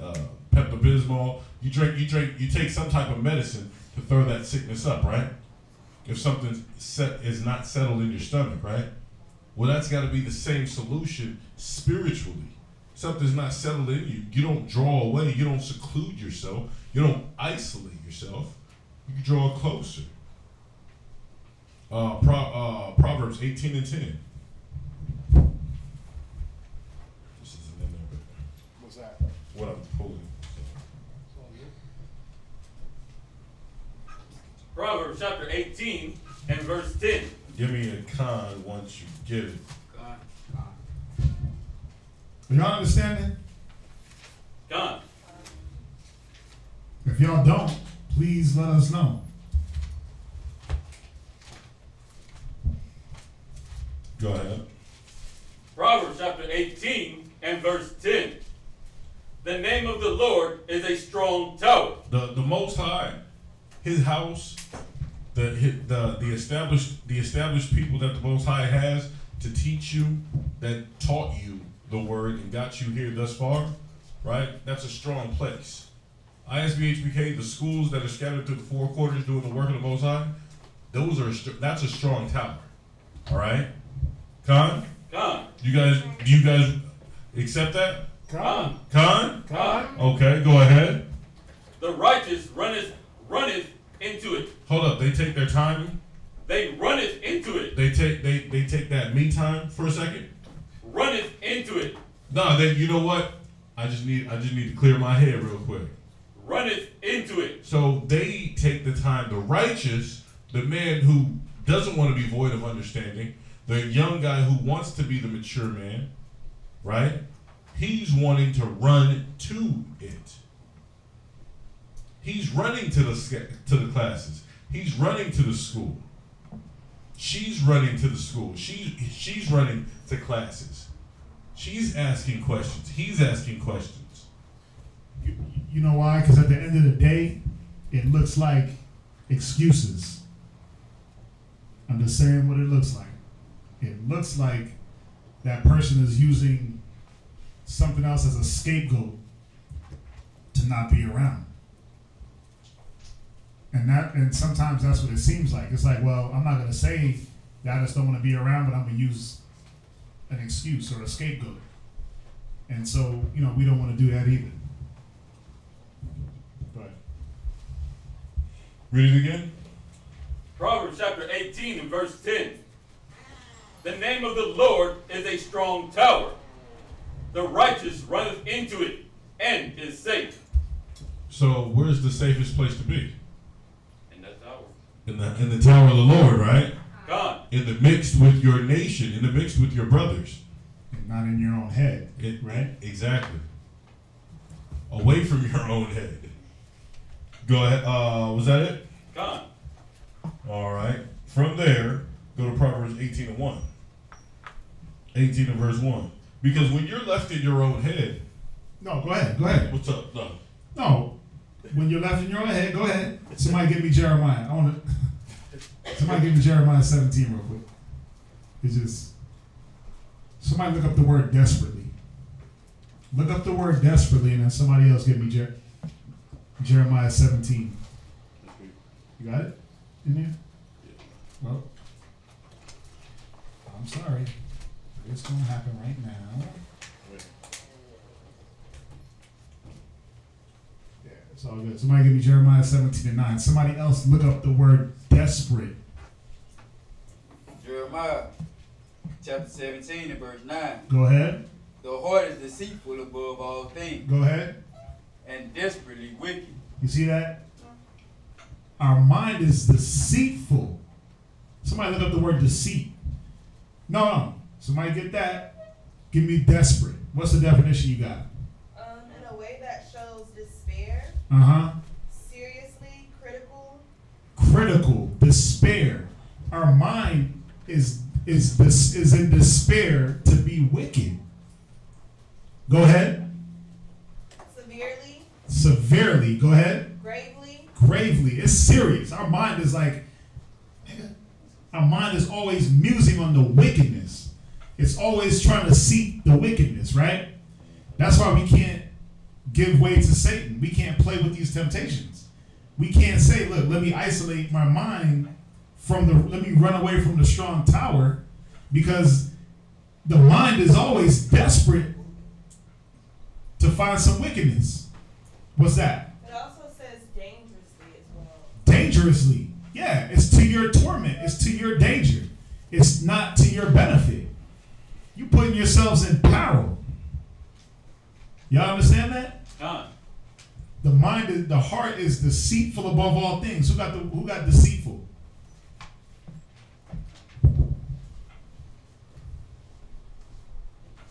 We gotta really read and analyze, man, and really see the processes that we take to alleviate situations.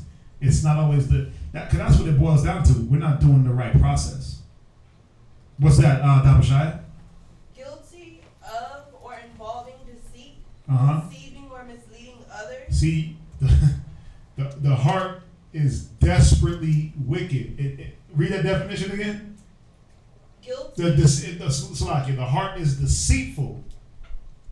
Read that definition one more time. Guilty of or involving deceit, deceiving or misleading others. So listen, it says the heart is misleading. The mind. Your mind misleads you. It tells you, yeah, let me go over here real quick and deal with myself. You're being misled. That's why we can't fall into the trap of this isolation. It's a real bad thing. Because like I said, this is Satan, that's Satan's playground. There's no unity, there's no blessing. Right? When you fall, ain't nobody gonna be able to pick you up. We gotta understand these things. Alexandria. I think I read this scripture the other day, and I wanted to know what the heart was, like what it meant by that. When it's talking about your heart, it's talking about your mind. Let's think about it. All your heart does is pump blood, right? How can your actual heart be deceitful? It's talking, when it speaks about the heart, it's symbolic for your mind. Yeah, so it's saying that if you just flip that word out, it's saying the heart is deceitful. Guilty or involving deceit. Deceiving, I like this one, misleading. Your heart, your mind is misleading above all things. Your mind is going to mislead you above anything. Your mind is going to lead you out into the way of out of the way of understanding, right? Done. And desperately. Think about when they say, man, you desperate, you thirsty, right? Y'all heard that? Y'all heard that term? Man, he thirsty. He's in desperation.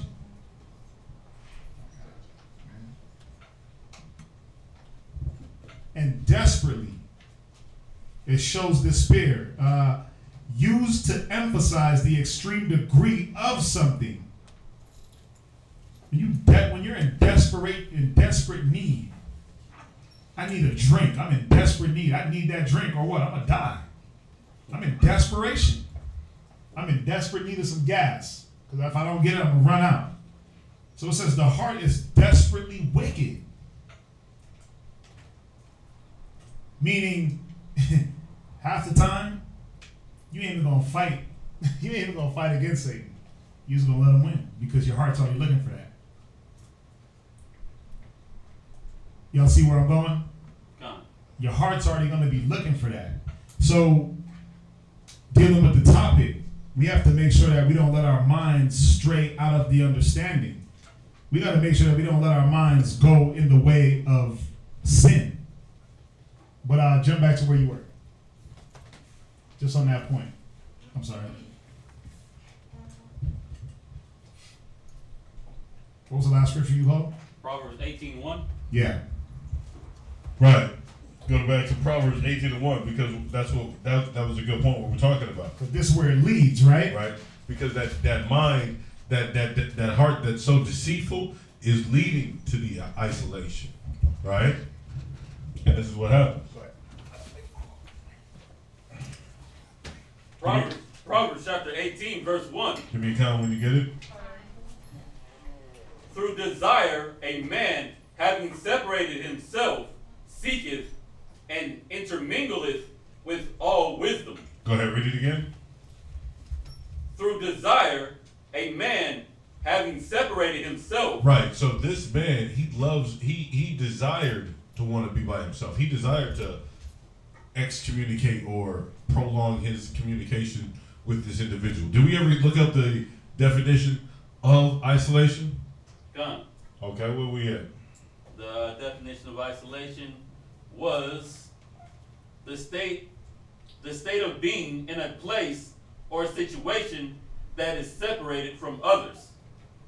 That's what I wrote down. Okay. Because here's what I did. I looked up all three. I looked up solitude, isolation, and seclusion. All right, and for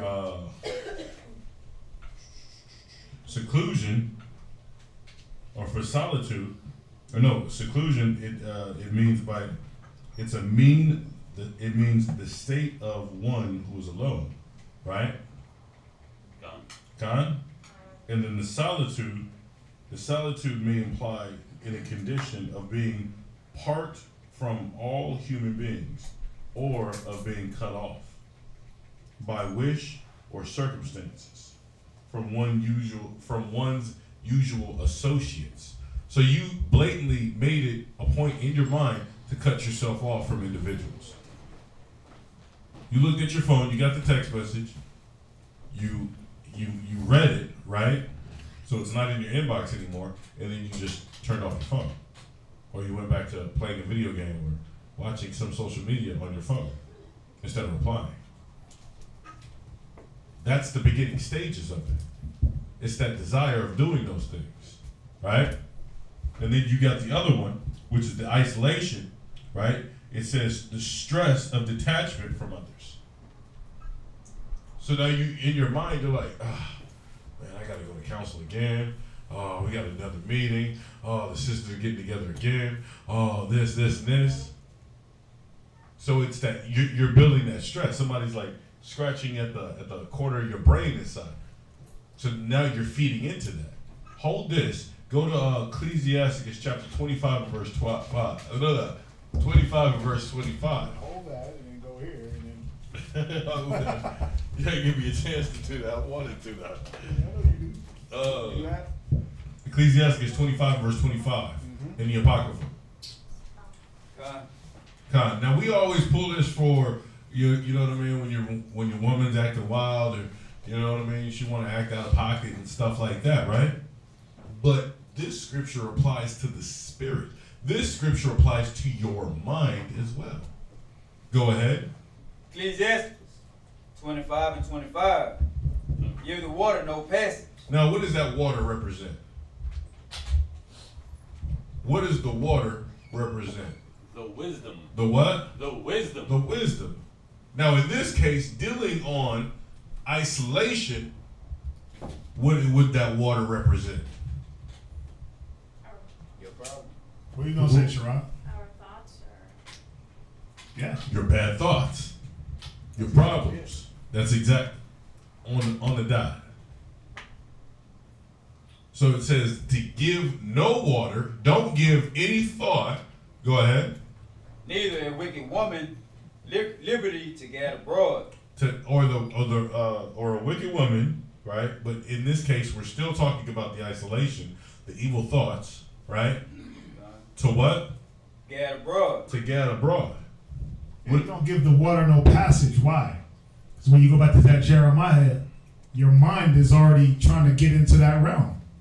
You always got to be corralling your mind out of the isolation. You always have to be on yourself to say, nah, I'm not going to think like that. I'm not going to even give myself a chance to think like that. I'm not going to give my brain the chance to form these evil thoughts. I'm not going to let the seed even get planted. You got to give the water no passage. You can't give it no right away. You can't let Satan get no right away. He can't get a foot in the door. Right. Because why? Some of us, our minds are not stable enough and strong enough for that door to hold up when Satan is there. That's where some of us break down at. He get a foot in the door, next thing you know, the whole wall's coming down. The whole house done fell down. You got a leak. You better see, put some sealing on that real quick. Water is one of the hardest things to stop, right? Mm-hmm. You see a drop. Look, within a week, you already got a puddle, and it causes the most damage. It does. Y'all been in floods out here. Y'all know what's up. Your roof is living proof, right? Con. There it is. And it starts with what? One drip. One drip. But that's the same thing with your mind. It starts with one thought. And they tell you that in movies. They blatantly tell you that. The hardest thing to kill is an idea. Because as soon as you can think it, you're going to make it happen. As soon as you think, I don't need to be around. I'm good. I don't want to be around. I got to take time to myself. Next thing you know, that time turns into days, months, years. Next thing you know, it's like, damn, brother, I didn't see you in forever. How'd that happen?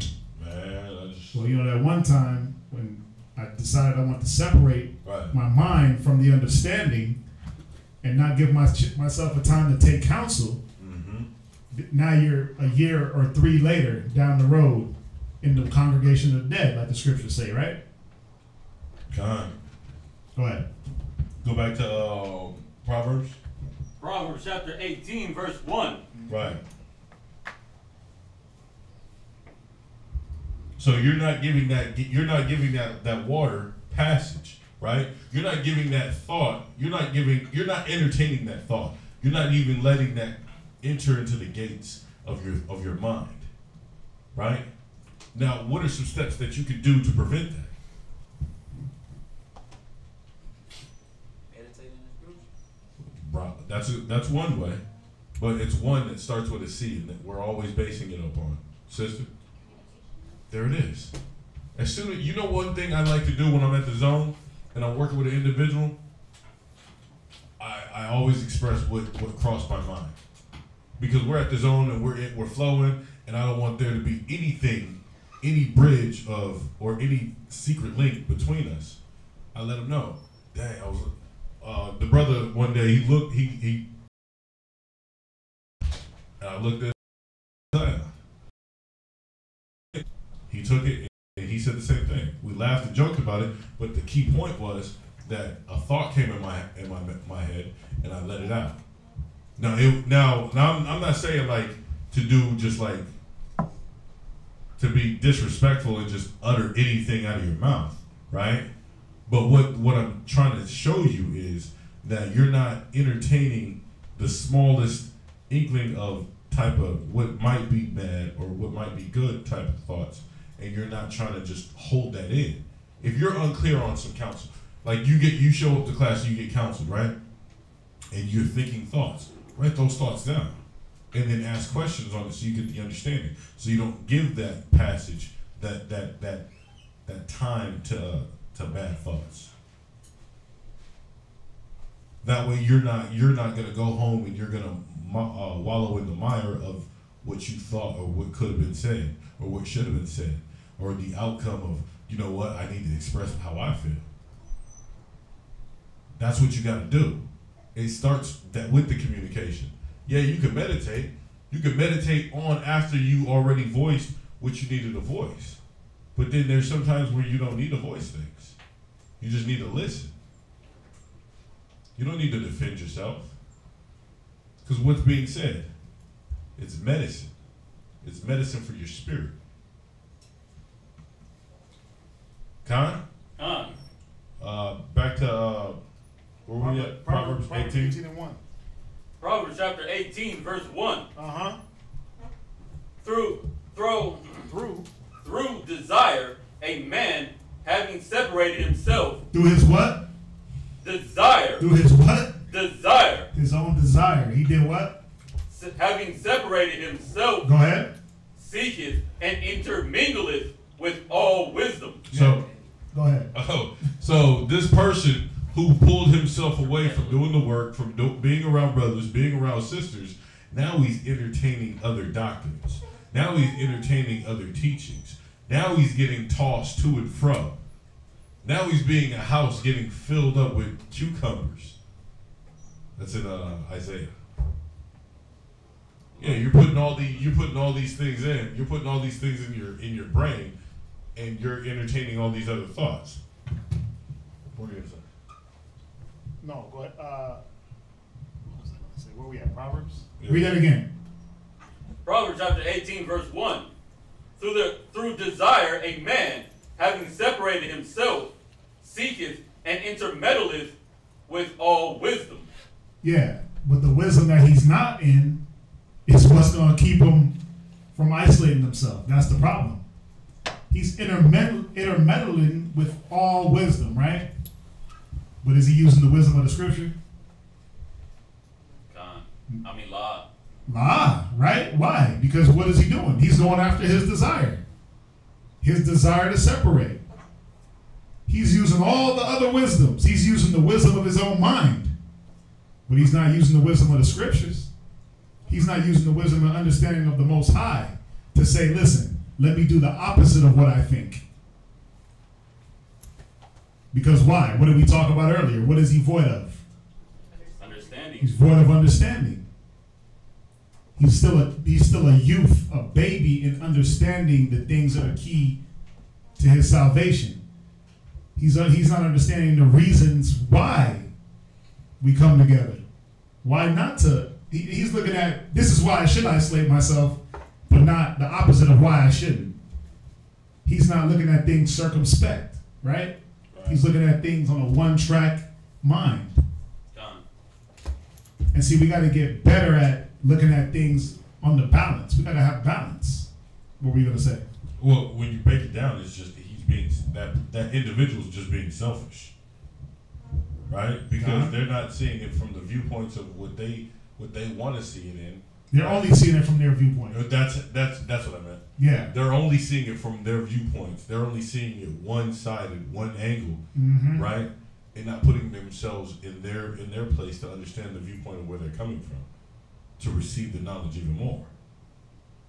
So you're just ultimately just being selfish, and you're throwing a pity party because nobody's taking your side, which you want to be right in your own mind. Go from there, go to James chapter 1 verse 14. Because you got to think about, one of the things you got to consider while you're being selfish, right? What makes you want to draw away? What are you doing when you're drawing away and you're seeking all these other wisdoms, other knowledges? What's that desire? That desire. What's your desire? What's what are you desiring?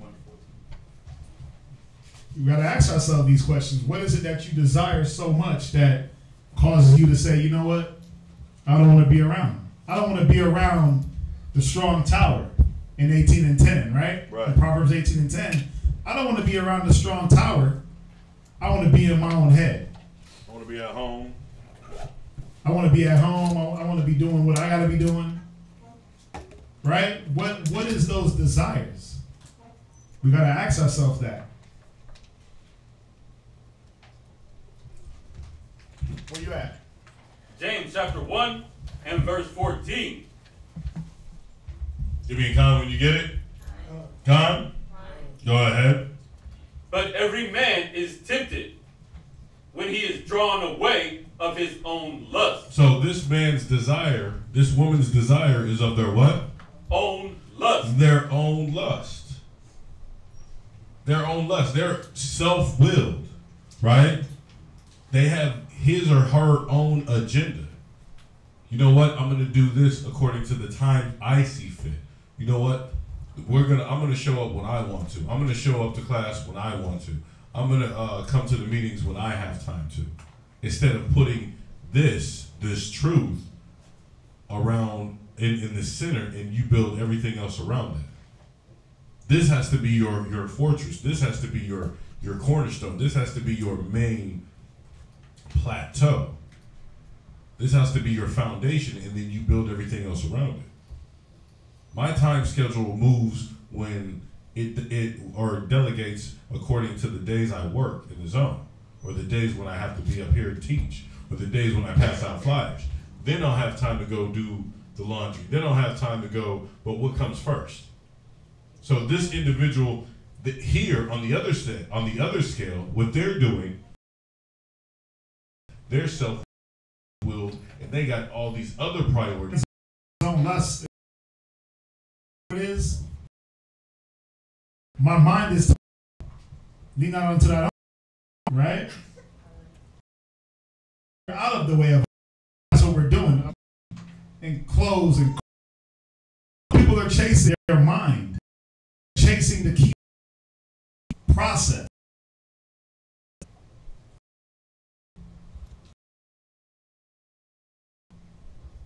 Mind, yeah, you should be really wicked. It's deceitful. Yeah. But every man is It's just you're getting trained in a new way of thinking. You abandon the way of thinking, which would be according to the scriptures, and you revert back so you could rest, lunch break, a quick straight. Let me go take some off time for a minute. Let me seclude myself for a minute so I could get my mind in order. Or things just ain't working out the way I wanted them to work. Right. We deal with that a lot. Things just aren't going the way. This is not how I see my life going. Mm-hmm.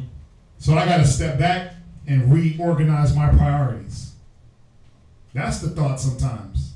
Because you catch a little affliction, you lose this, you lose some carnal possessions.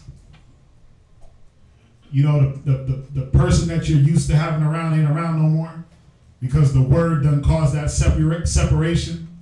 All of a sudden it's, things ain't going the way I want it to go. So now I gotta go separate. I gotta work on me. I gotta clear my mind. I gotta clear my head. I gotta do me. We gotta be careful. We gotta be careful when we get into this mind state. That's when you're tempting. You're tempting yourself, man. You're tempting yourself right into the, because you're walking right in the spirit. Right? Want to your brain tells you. I say song, you, yourself, and I. Me, myself, and I. Go to 3 and verse 14. Verse 14. So this is what's going on in your brain during that me, myself, and I. Me, myself, and I. Where's the blessing in me, myself, and I? Where is it? It's nowhere, right? So why do we get into that mind state? Why is it so easy for us to fall back into me, myself, and I? If we know it gets us nowhere. If you were already there in the world, when you were in the weak and beggarly elements, when you were polluted in your blood, and the Most High pulled you out of me, myself, and I, and put you into the us. And that's what helped you grow. And then you go, why go? What's the point? Mic is loud. Why? Rhetorical question. Go ahead. Go ahead. You want 14 again or 15? 3 and verse 14.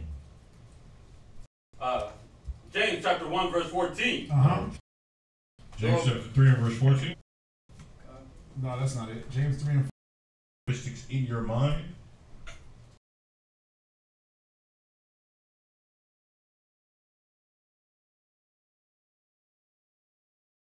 It's time for you to face the problem, man up and just let's get it over with, or listen to the counsel. You're like, nah, I'm gonna take time to myself. So now you got strife. Go ahead. In your hearts. And it's in your mind. Just looking for the bitter envy. Got my mind right. Did you? We can't be like that. We gotta confront what is going on with us and in us. We have to confront our demons. We have to. We have to confront the things that are holding us back.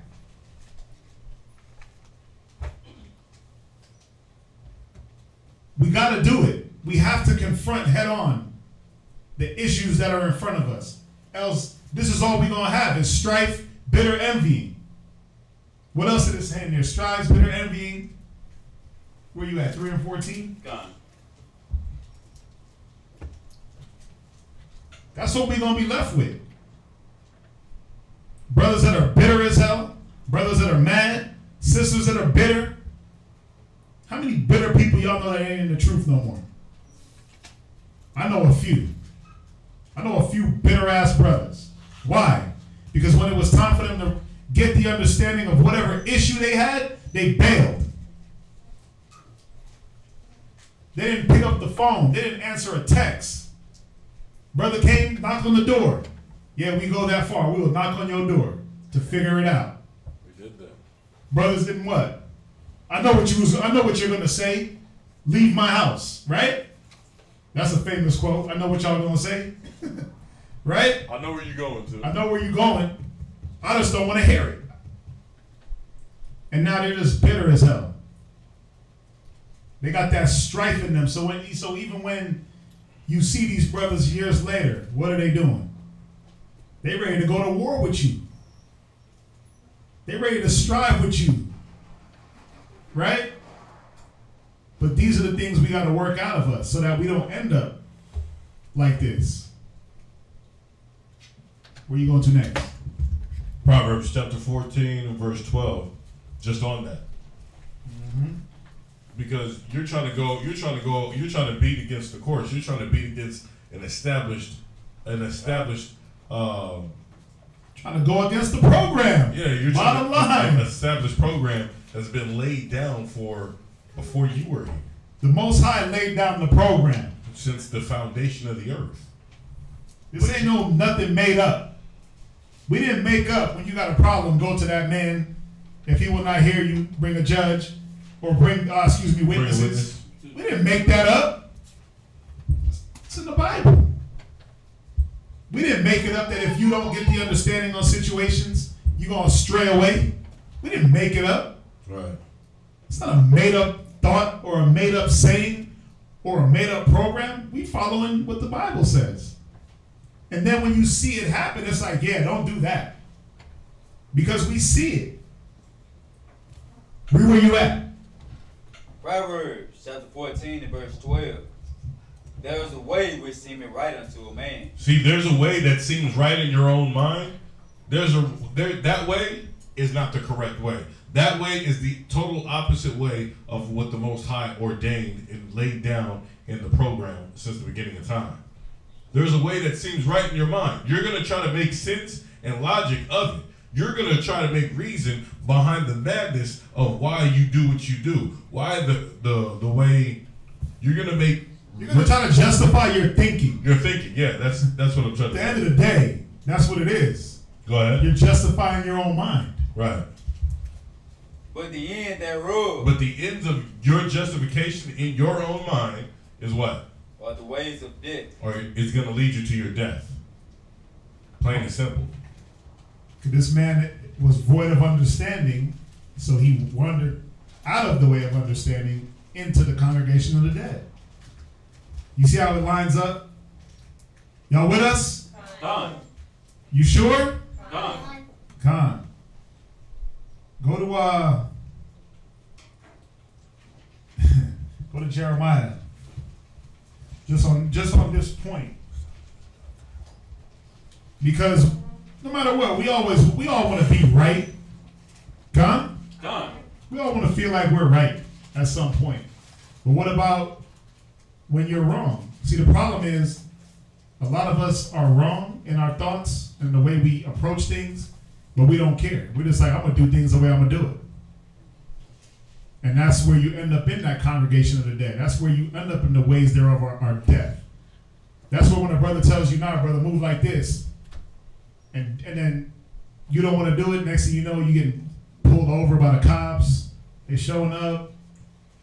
You're getting all these different troubles at your door that could have been avoided. Somebody give me that Jeremiah 6 and verse 16. Because this is another problem. We want to go off our own way of doing things. Jeremiah chapter 6 and verse 16. And when our way is rejected, what do? Well, them brothers don't want to hear me out. So guess what? I'm going to just do things the way I want to do it. Over here by myself. Mm-hmm. When your way is not when it's showing that right now, we ain't going to do your way. We're going to do it the way it's been laid down. It's like, well, if it's not my way, it's the highway. Right? Read that. Jeremiah chapter 6 and verse 16. Go ahead. Thus said the Lord, stand ye in the ways. Stand in what ways? Go ahead. And see. Go ahead. And ask for the old paths. Those are the ways. Stand ye in the way and see. You need to stand in the ways that are already established. You got to stand in the old paths. Why are they considered old paths? Because that's the path that's been taken. And it's been proven to work. But see, that mind that's in that isolation mode is like, I don't care about that path. I want to do the path that I want to do. I want to do things the way my mind tells me to do it. I want to react the way I want to react. Go ahead. Where is the old path? Where is the good path? Good way. You're supposed to ask, where is the good way? What way is the right way to maneuver? Read. And walk therein. And that's where you're supposed to walk. Go ahead. And ye shall find rest for your soul. You're going to do what? Find rest for your soul. This is where you find the comfort. This is why brothers and sisters are not comforted by the scriptures, because guess what they don't do? What do we not do, class? No. Apply. We don't apply. We don't apply. This is where you get your comfort, where you get your rest.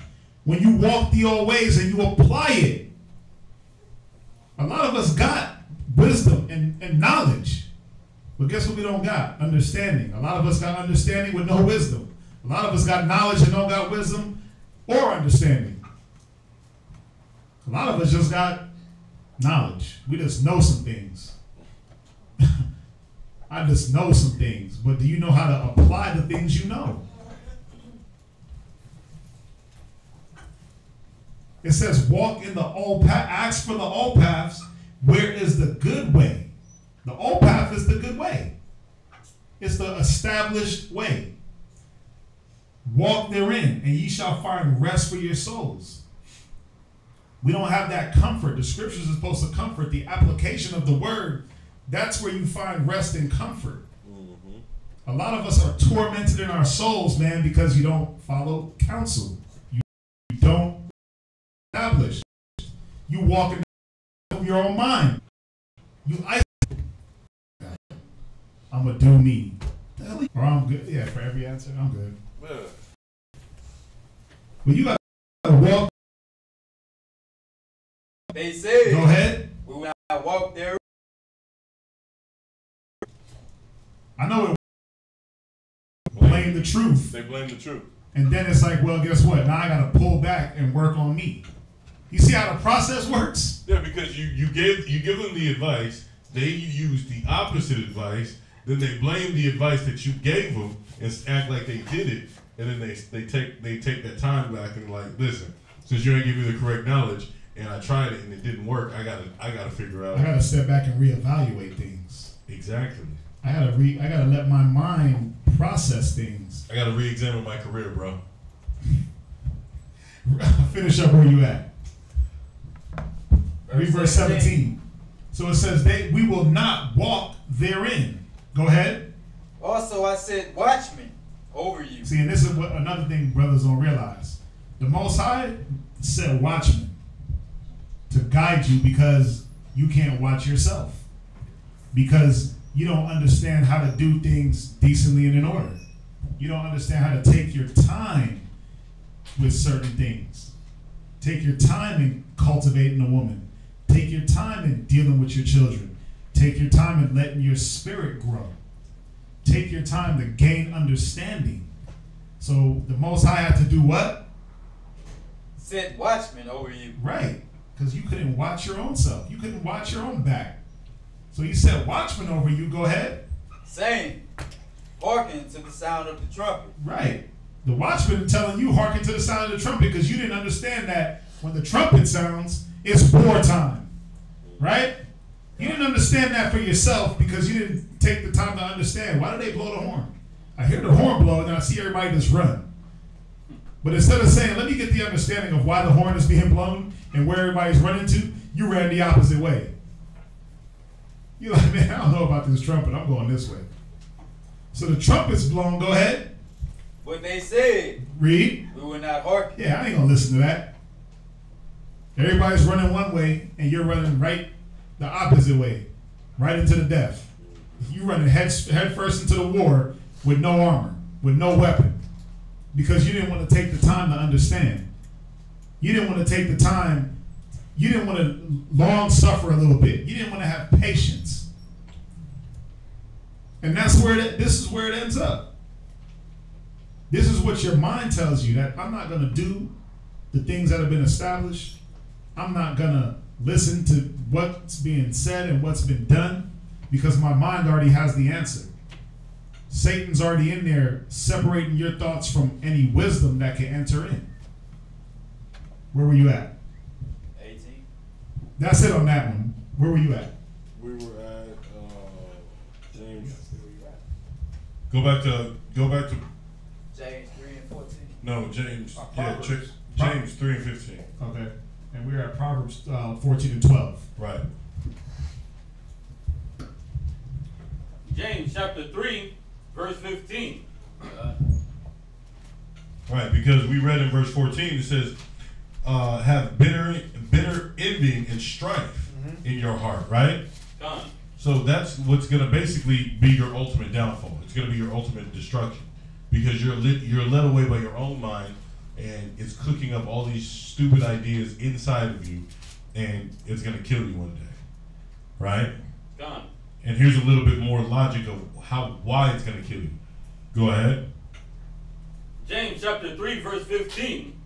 This wisdom descendeth not from above. Because the logic and the sense that you're trying to make inside your brain is not from the scriptures. Case in point, you can say, okay, well, where's that in the scriptures? You can't find it in the scriptures. You can't find your reasoning. You can't find me, myself, and I in the book. So this wisdom, it doesn't ascend from above. It's not from the Most High. Yeah, you can't find I think in the book, in the Bible. You can't find that. I think, so this is what it is. No. It's what the Most High says, right? Gone. Right? Go ahead. But it's earthly. But it's earthly. And what are the things of the earth? Do as you please. Be your own woman. Be your own man. Get it how you live. YOLO. Yo-yo. Do as thou wilt. Do as thou wilt. You know what I'm saying? You know what I mean? All of that. I don't need no man. I don't need nobody. I'm good. I got Bob. Oh, no. I got Becky. I can do battle by myself? I could do bad all Bob. That's zero. That's row, bro. I hate that. You don't be dissing row, bro. Yeah, well, he said it. Yeah, that's it. The garbage sense that this earth tries to make to justify the stupidity and the justification, which is going to just eventually kill you the sooner. Where we at? James chapter 3, verse 15. Go ahead. So read it from the top. This wisdom descendeth not from above. So these reasonings that you try to justify to seclude yourself, to isolate yourself, it's not wisdom from above. But it's what? But it's earthly. But it's earthly. Go ahead. Sensual. It's sensual because what is it really pertaining to? Things that'll feed your body. Things that'll feed the flesh. It's emotional as hell. Sensual, you emotional. You're running off your emotion. Right. That's the problem. You're not running off any true wisdom. That's why if you go back to the Proverbs 18 and 1, it said he intermingleth with all wisdom. You and your damn emotions. You emotional at the moment. Instead of saying, look, let me filter my thoughts through the wisdom of the Most High. Right. You're looking for a teaching that's gonna tantalize your senses. Devilish. So this is what you're trying to make sense of all these factors that pertain to the world to feed your spirit when it doesn't work. So isolation is what? Devilish. Is what? Devilish. One more time. Analogy of lions when they hunt. Does a lion run up to the biggest, strongest bull and take him down? Or he looks for the one that they can isolate? The devil was? First Peter 5 and 8. Somebody get it. What's the... Come on, somebody get it. Chapter 5, verse 8. Read it. Be sober. Be sober. So that you're not sensual, running off of your emotions, thinking that something is that it's not. Be sober. Keep your mind clear. Keep your thoughts clear. Go ahead. Be vigilant. Be vigilant. Always looking. Always on guard. You're vigilant. You're always looking to attack that evil. Go ahead. Because your adversary. Because your friend. Your adversary. Your best buddy. Your adversary. Because the little voice in your head. Your adversary. Because voice in your head is your adversary. Your adversary, the cat that's trying to kill you, read. The devil. The who? The devil. Go ahead. As a roaring lion. Yeah, he's like that roaring lion, man, trying to separate you from the pack. He's trying to take you away from the strength. That's what we got to understand. That when you're by yourself, there's no strength, there's no unity, there's no blessing. We got to understand the value in being together. When you look at Israel's history, you look at our track record, when did any time and point did Israel benefit being separate? When? It's never happened, right? So the scripture says there's no new thing under the sun. Why are we still trying to go? Why are we still in this chaotic, insane mind state? We got to stop doing that. Because insanity is what? Doing the same thing, expecting different results, right? Con? So what we're trying to do is we look through the Bible, we look through the Chronicles, Samuel, 2 Samuel, we look in the battle, and we devilish type of it causes civil war and do this and fail. We always got put into those things together as if you're secluded. Stupidity into this wisdom. You can't sew a garment. You can man and think that the nigga man could still be alone every once in a while and have his own time and do what needs to get done. That's stupidity. Ecclesiasticus in the Apocrypha, chapter 19 and verse 22. Finish where you at in Peter before you. Yeah, Satan is trying to devour you. Satan is trying to devour you through your own, through your selfishness. Do things the way.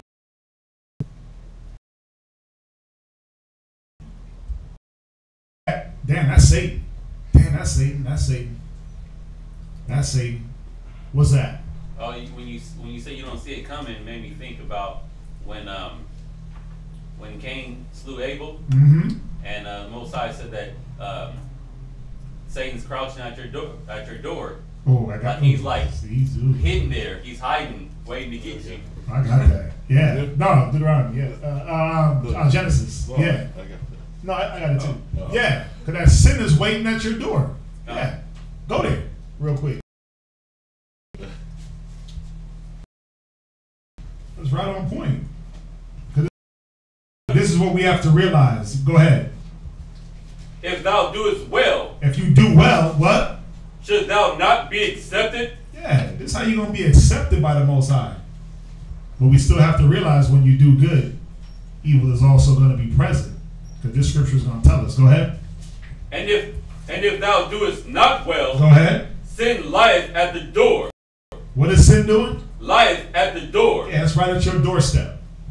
Waiting for you to open up that door so he can creep right on in. Crouch down. He's crouched down like people, right? Because he's too low. But as soon as you open that door, he on you. And you're like, what happened? Well, since you separated yourself, there was no brother there to tell you, man, don't open your front door. Right. There was no, you didn't answer your phone, you didn't answer your text. Processes don't change. If the actions don't change, if the way of thinking doesn't change, if you think that I'm going to go into my mind and sit there for a little bit, if you don't change that thinking, sin is waiting at your door like a lion, crouched down, trying to pounce. Is that it? And thou shalt rule over him. Yeah, that sin is going to rule over you. That's what's going to rule you. That's what's going to take over your members. That's what you're going to yield yourself to. You're going to yield to that sin. You're going to have no choice. This is what's going to be on you. Think about a lion being on top. Think about a lion being on top of you. You can't do nothing, man. You just got to just bow out. It's like 600 pounds. 400 to 600 pounds. Yeah, yeah. What you got? What else you got? I got a lot. Well, listen. Yeah, it's 9:01, so we're gonna end it on that note. Let's see if we got. I don't think we got any questions online. Just some statements, but it's all good. Yeah, y'all got any questions in here? Lot. On the topic, off the topic. Let's bring it out. Feel free. Listen. You know how we do it, man. We'll wait for them online. If you have any questions online, please send your questions. Reminder: it is the Sabbath, so we want to make sure that we observe the Shabbat. Keep it holy. Get your studying in. We got class tomorrow at 10 to 2. We may or may not be street speaking. I'm trying to work that out. Hey, we got brothers in Trinidad. All right, the brothers are in Trinidad. I was talking to Gazak today. He said there was 13 brothers in class. 13 brothers in class. Come on. He said they in there, man. You know, they've been watching us for a long time. They've been watching us for months.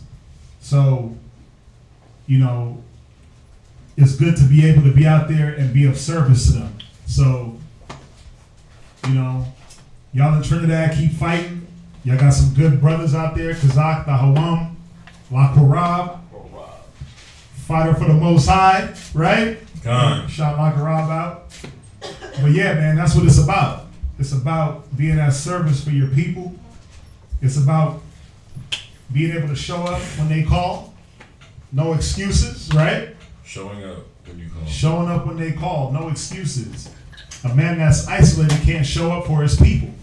He can't be depended on. That's a selfish. Depended upon, excuse me. So you got to see, if you want to be a leader, if you want to be an example to your people, you got to be around. You got to be shown how to be that example and how to be dependable and how to be trustworthy. So, nothing online? All right, with that, we thank you all online for sticking around with us. Everybody in here, we thank you for joining us, and we're going to say shalom.